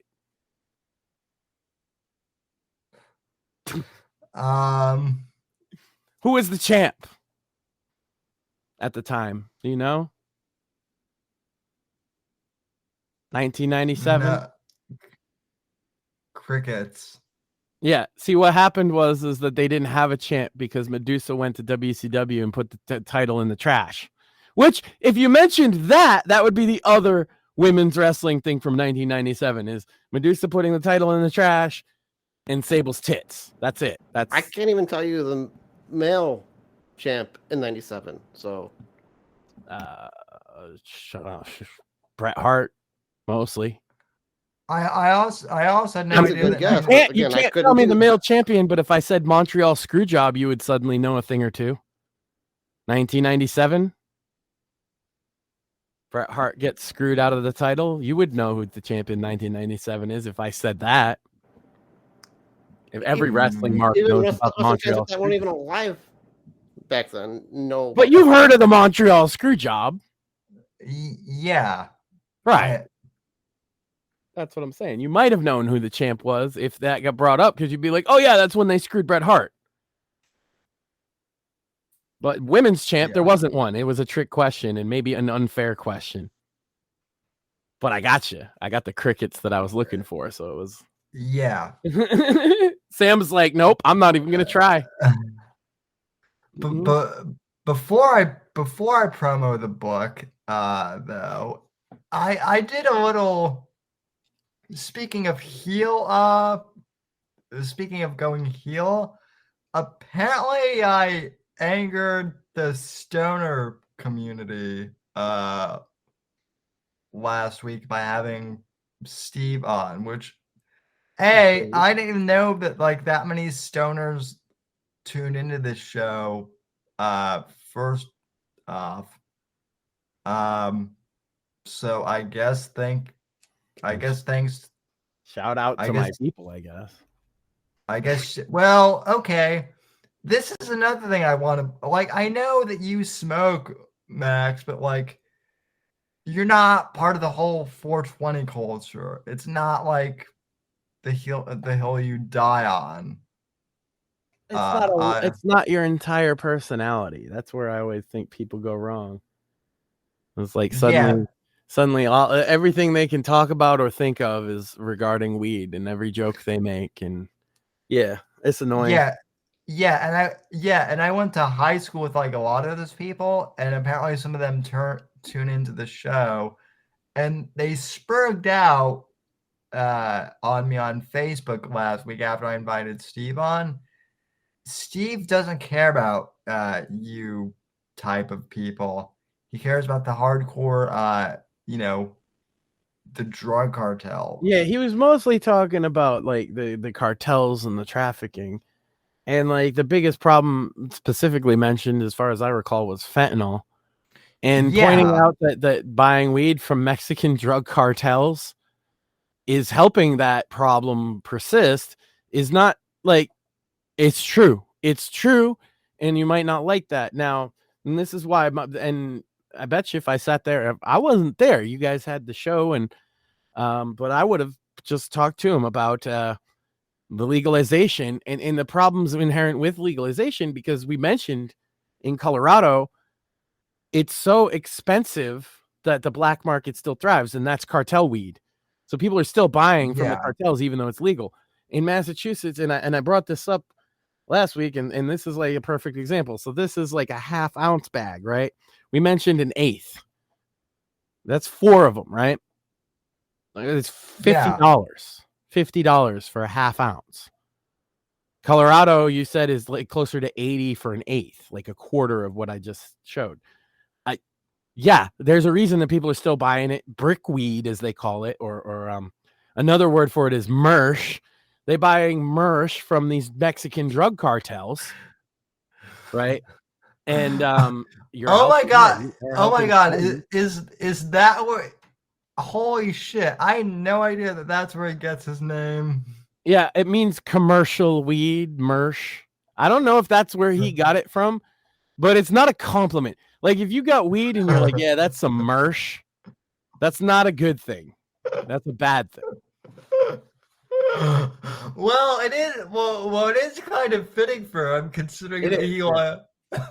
That makes it even funnier when he says Hollywood mersh. If you think about it, he's the bunk ass weed they sell in the back alleys of fucking Hollywood. But yeah, no, you are. If you're buying this swag weed, if you're buying this brick weed, you're buying this mersh, you are supporting drug cartels and they are doing a lot worse than selling weed. They're trafficking women and children. They're smuggling in fentanyl and in some cases even lacing weed and other drugs with fentanyl. And it's not good. Now, if we could legalize it more in the way Massachusetts has done, to where it's like, it would be more expensive to go to a black market guy. Yeah.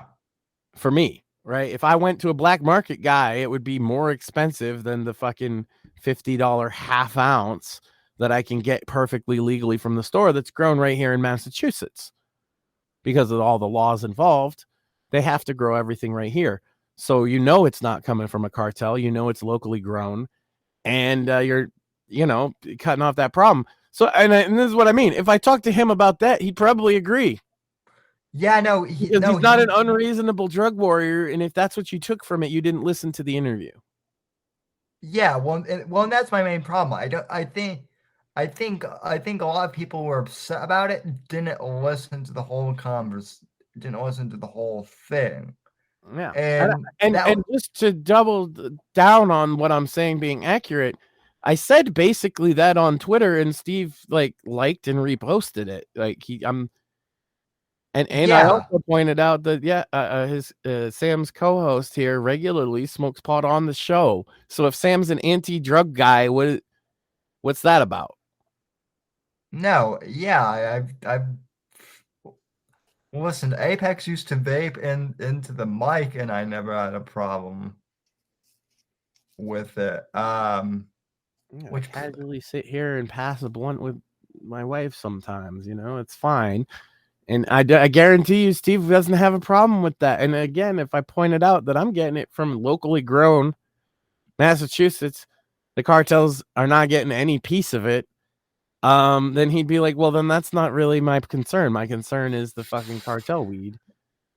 And I mean, and if you think that the human trafficking is not bad enough, the cartels are also ultra violent too. Yeah. So go find some of the gore flicks on the internet that are 80% cartels now. Yeah. They're either cartels or crazy people in Russia. Yeah.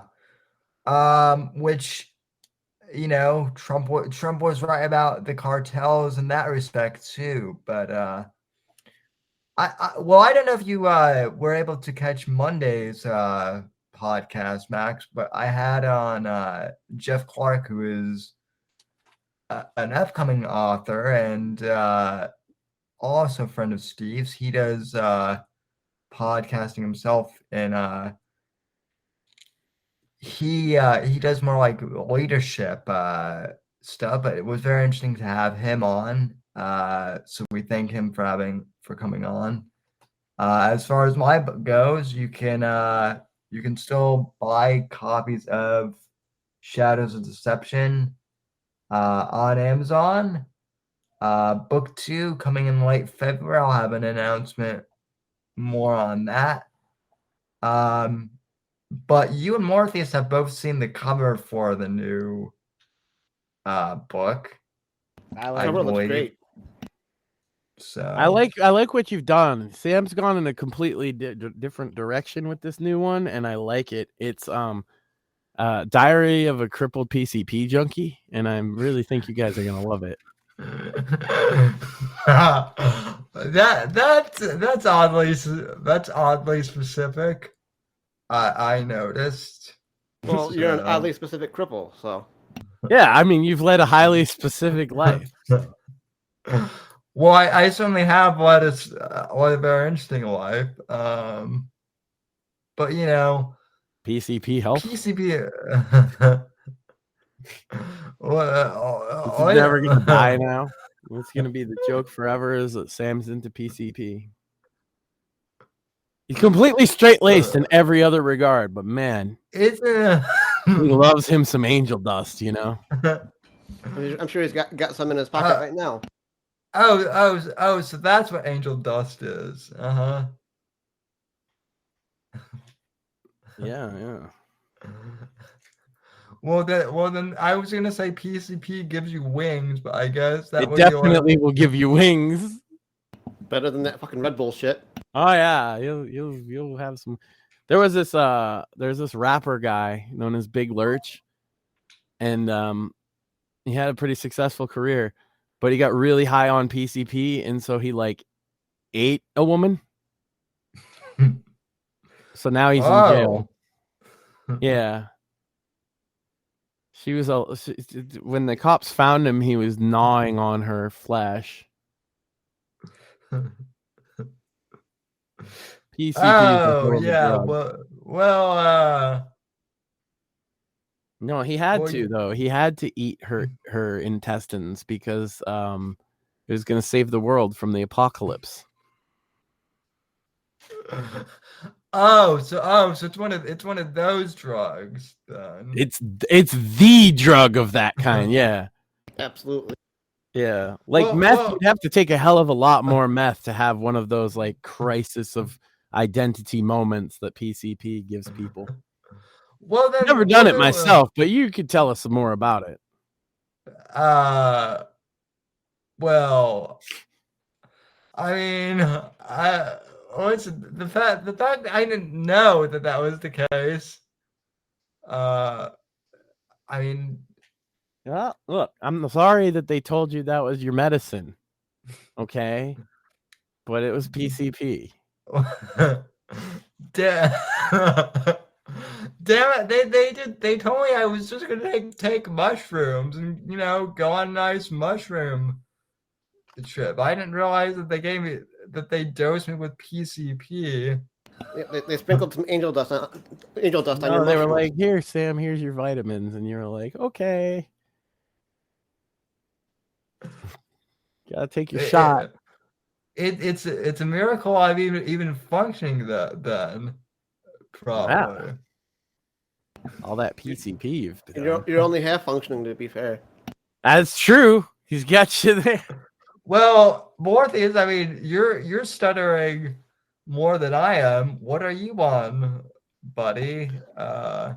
You know what's great about like doing the show with both of you guys is no matter how bad my stutter is or becomes, everybody's going to mention you guys's, even though sometimes mine can be worse when I start eating my words, and I forget what I'm saying. But nobody cares, right? Because you guys stutter, and obviously that's a way bigger deal than me. Yeah, but neither makes me look like I have like impeccable linguistic ability, even though half the time I'm like, But neither. We were born this way. What's your excuse, Max? Yeah, I know. You guys come across eloquently, and people are like, "Ha, stutter." I stutter like a motherfucker, and nobody cares. I don't know. It literally. But to be fair though, neither of us are stuttering. Female cop, guns drawn. Feds. Shut the dog. If I ever stuttered that much, then kick me off the fucking show. That was more of a stroke than a stutter. Yeah. No, but I mean, I wouldn't kick you off the show. I'd call an ambulance. Okay, fine. Call an ambulance, Yeah. make sure I'm okay, then kick me off the show. No, well, listen. We'll just at that point we would drive to your house. Probably. Yep. What Oh, Sam just said. I'm gonna steal his bit.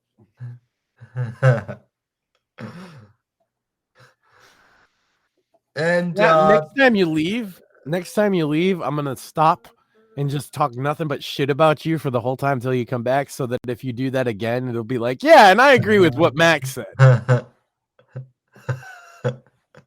The whole time I'll be like, yeah, Sam sucks so bad. and Just so that when you go and watch it back, you're gonna be like, that motherfucker. Wait, so you and Apex, I know what's going on here. You and Apex DM each other, and now you're just repurposing all his own bits. Great minds think alike. The difference is now you have your wife who's off camera, and you look at her.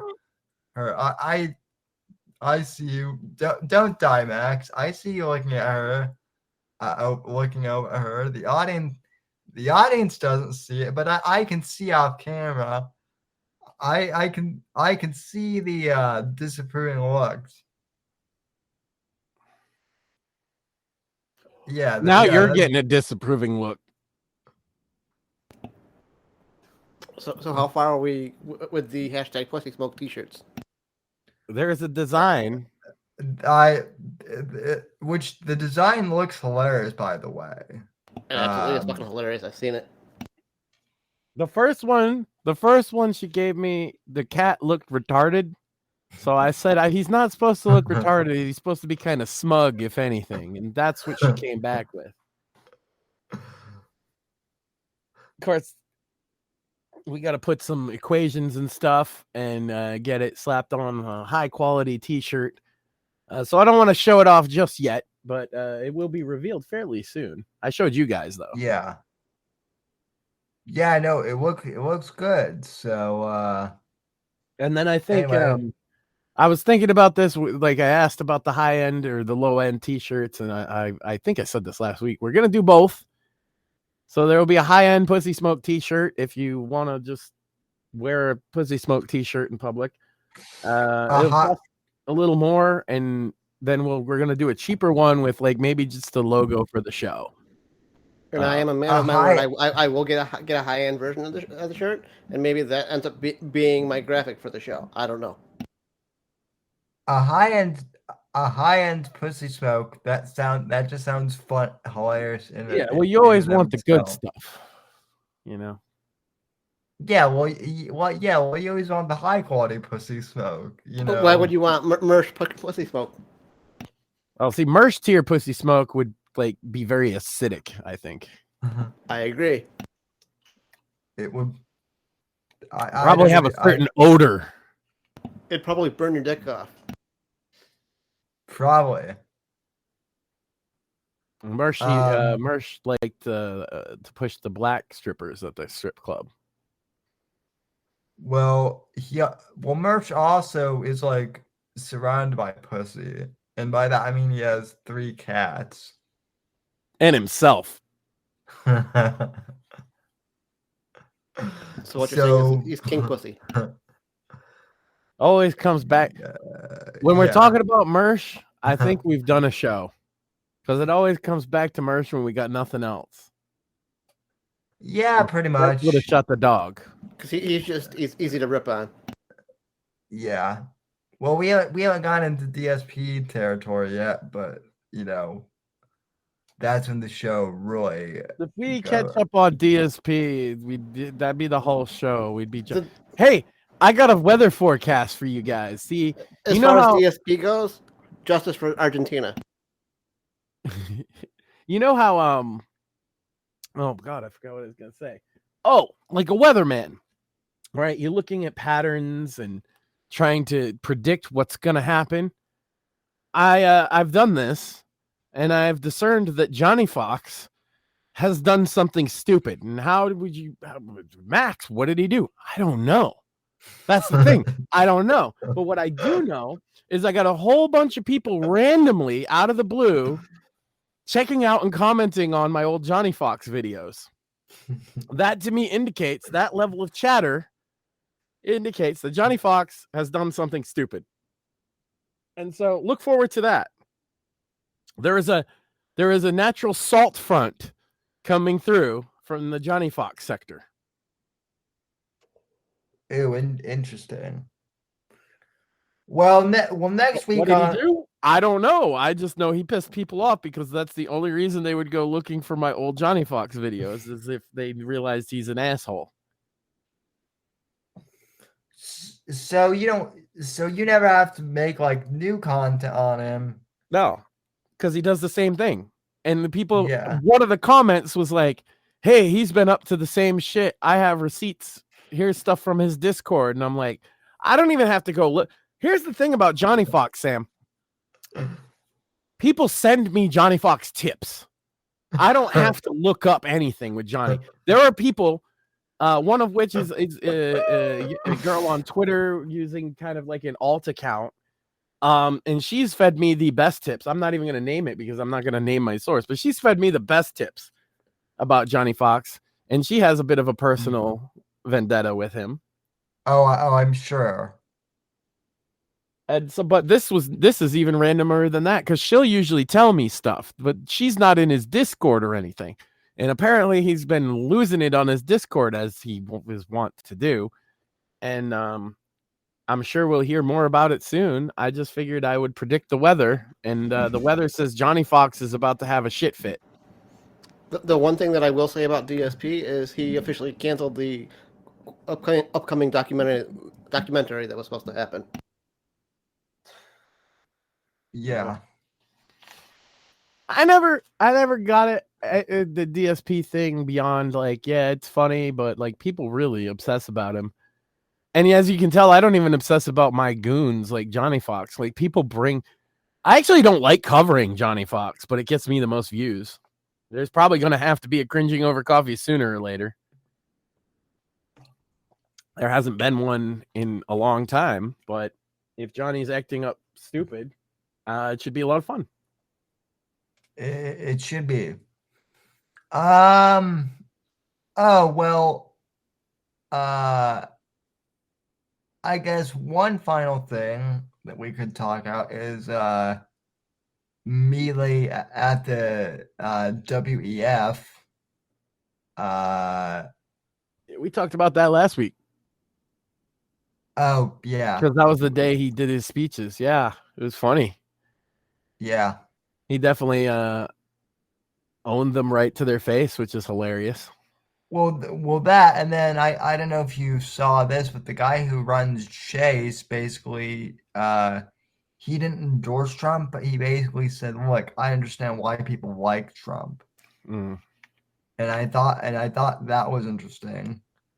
So yeah, I mean, bottom line is I'm optimistic for 2024, and I am super optimistic. You know, Dave has been in a war with his oven heating his home. So follow me on Twitter for more on Dave's eternal struggles. But yeah, it's pretty optimistic watching Dave freak out. And also, you know, politically, I think things are going in a direction I like. Yeah. I figured I'd get the Dave stuff in there. Dave has literally been heating his house with his oven and doesn't realize why he used way too much electricity. And now the oven doesn't work. So that's great. You know, this is 2024, baby. The new season of Dave. Season 20 something, right? I believe it's season 16. Oh, wow. 13 was Dave versus the Cat Freak, and that was several seasons ago. By the way, also, you know, big crazy twist.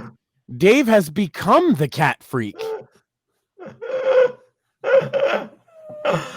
Who could have seen that coming? No one. It's crazy and it's great. And so this cat lives under Dave's like mobile home, and he feeds it, but like the cat looks at Dave as pissed off as Dave looks at the internet. So it's great. It's a perfect cat for him. Karma then. That cat looks at Dave like, are you special needs? And the answer is yes, but yeah, well, cats are assholes that way. I've been trying to throw up Dave clips, and if you don't watch the little short clips of Dave that I put up, you're kind of missing out because I only put up the best stuff, and there's a lot of funny Dave. Yeah. Follow me on X, Twitter, twitter.com. Follow me on twitter.com. Twitter. At Blame Max Sand. Dave blames me for a lot. I don't care what Elon wants to call it. Will forever be Twitter. I mean, it's really hard to say that you're going to change the name when it's still twitter.com. Yeah, it's also really hard to say you're going to get rid of bots when there are more bots than ever. Yeah, shout out to all my new follows, which are almost entirely bots, and a couple authors. And Val Venus follows me now, which is pretty dope. Well, you're welcome for the authors, Max. Yeah. Well, tell Steve I said thank you. And Val is a known conservative, so I can't say I'm surprised there. Yeah.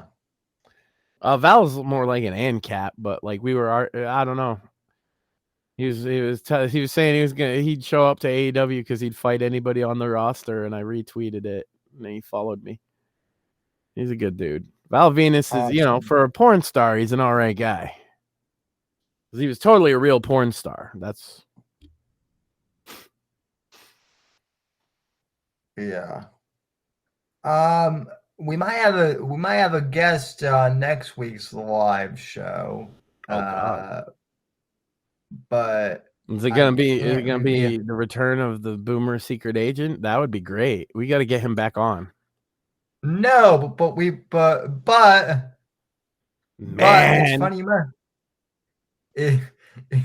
it's funny you mentioned that. It's funny you mentioned that because I mentioned Jeff Clark, who is a veteran. Mm-hmm. He wants to go on. He wants to go on the live show. And I didn't mention, I haven't mentioned the Secret Agent Man video to him, but we might have to do a veterans react to Secret Agent Man. Yeah, you don't even need to be a veteran to have that reaction that I had either. And I cut so much, Sam, I cut so much out of that led up to it, of like him saying, like he would every major historical event that we mentioned, he somehow was a part of, even if he was a child. Yeah. It's like, oh yeah, my parents were totally involved with the Watergate stuff. It's like, I'm gonna press X to doubt. Maybe one thing, if you say like, okay, I was closely tied to this historical event, but when it becomes everyone, you're just kind of full of shit and everybody knows it. And most veterans don't put themselves close to fucking big events that they weren't involved with. No, unless they're a bullshitter. No, if anything. So this is what I've noticed, having interviewed Steve and Jeff. Now, a lot of actual veterans, I've noticed, like if anything, they play down their shit. Yeah, well, you know, they get so much of like, oh, thank you, and you're a hero, that you often hear them say, I was just doing my job. Not even that though. You just ask them what they did, and they're like, oh, not much. I drove a truck, and yeah, I tell you what they actually did instead of like a story about how they infiltrated the fucking KGB.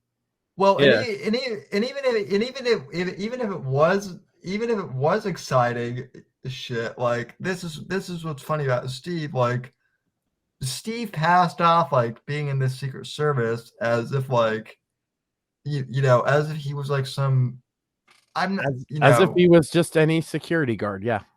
Yeah. Mm-hmm. Or he did kind to be fair, he did kind of acknowledge that being in the Green Beret was a big deal. But even so, I mean, he even downplayed, being a Green Beret, which, like, if anything, that's what bulk up. But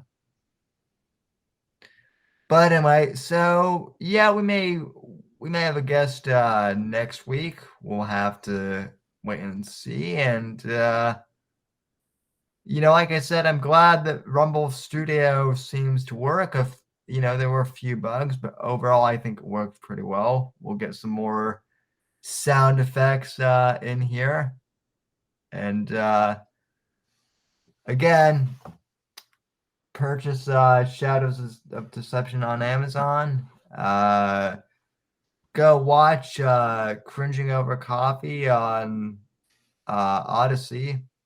Interestingly, you can watch old episodes. They hold up because it's not time sensitive. Some crazy shit up there. And anything else I need to promo? Morpheus, you got anything? If you're interested in following me on Twitter, it's Morpheus on Twitter. Feel free to follow me, and I'll follow you back if I can, when I can. Alrighty then. Well, I think that'll do it for and tonight. stop supporting the cartels, because we need to cut Sam off from this horrific PvP addiction. Damn it! I'm not on PCP. I know. We'll get you some. Don't worry. End the show. It's gonna get testy over here. Yeah.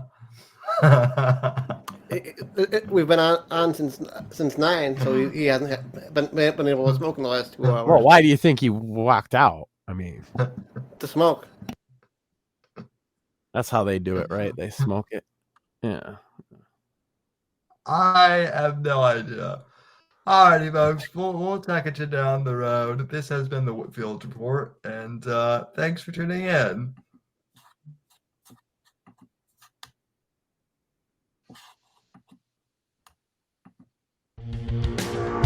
Thanks for listening to The Whitfield Report on the NGC Network. Please visit Sam's website at www.thesamwhitfield.com and support Sam on Patreon at patreon.com/Whitfield Report. Until next time, God bless, God save this great nation, and God, freedom, legacy, in that order.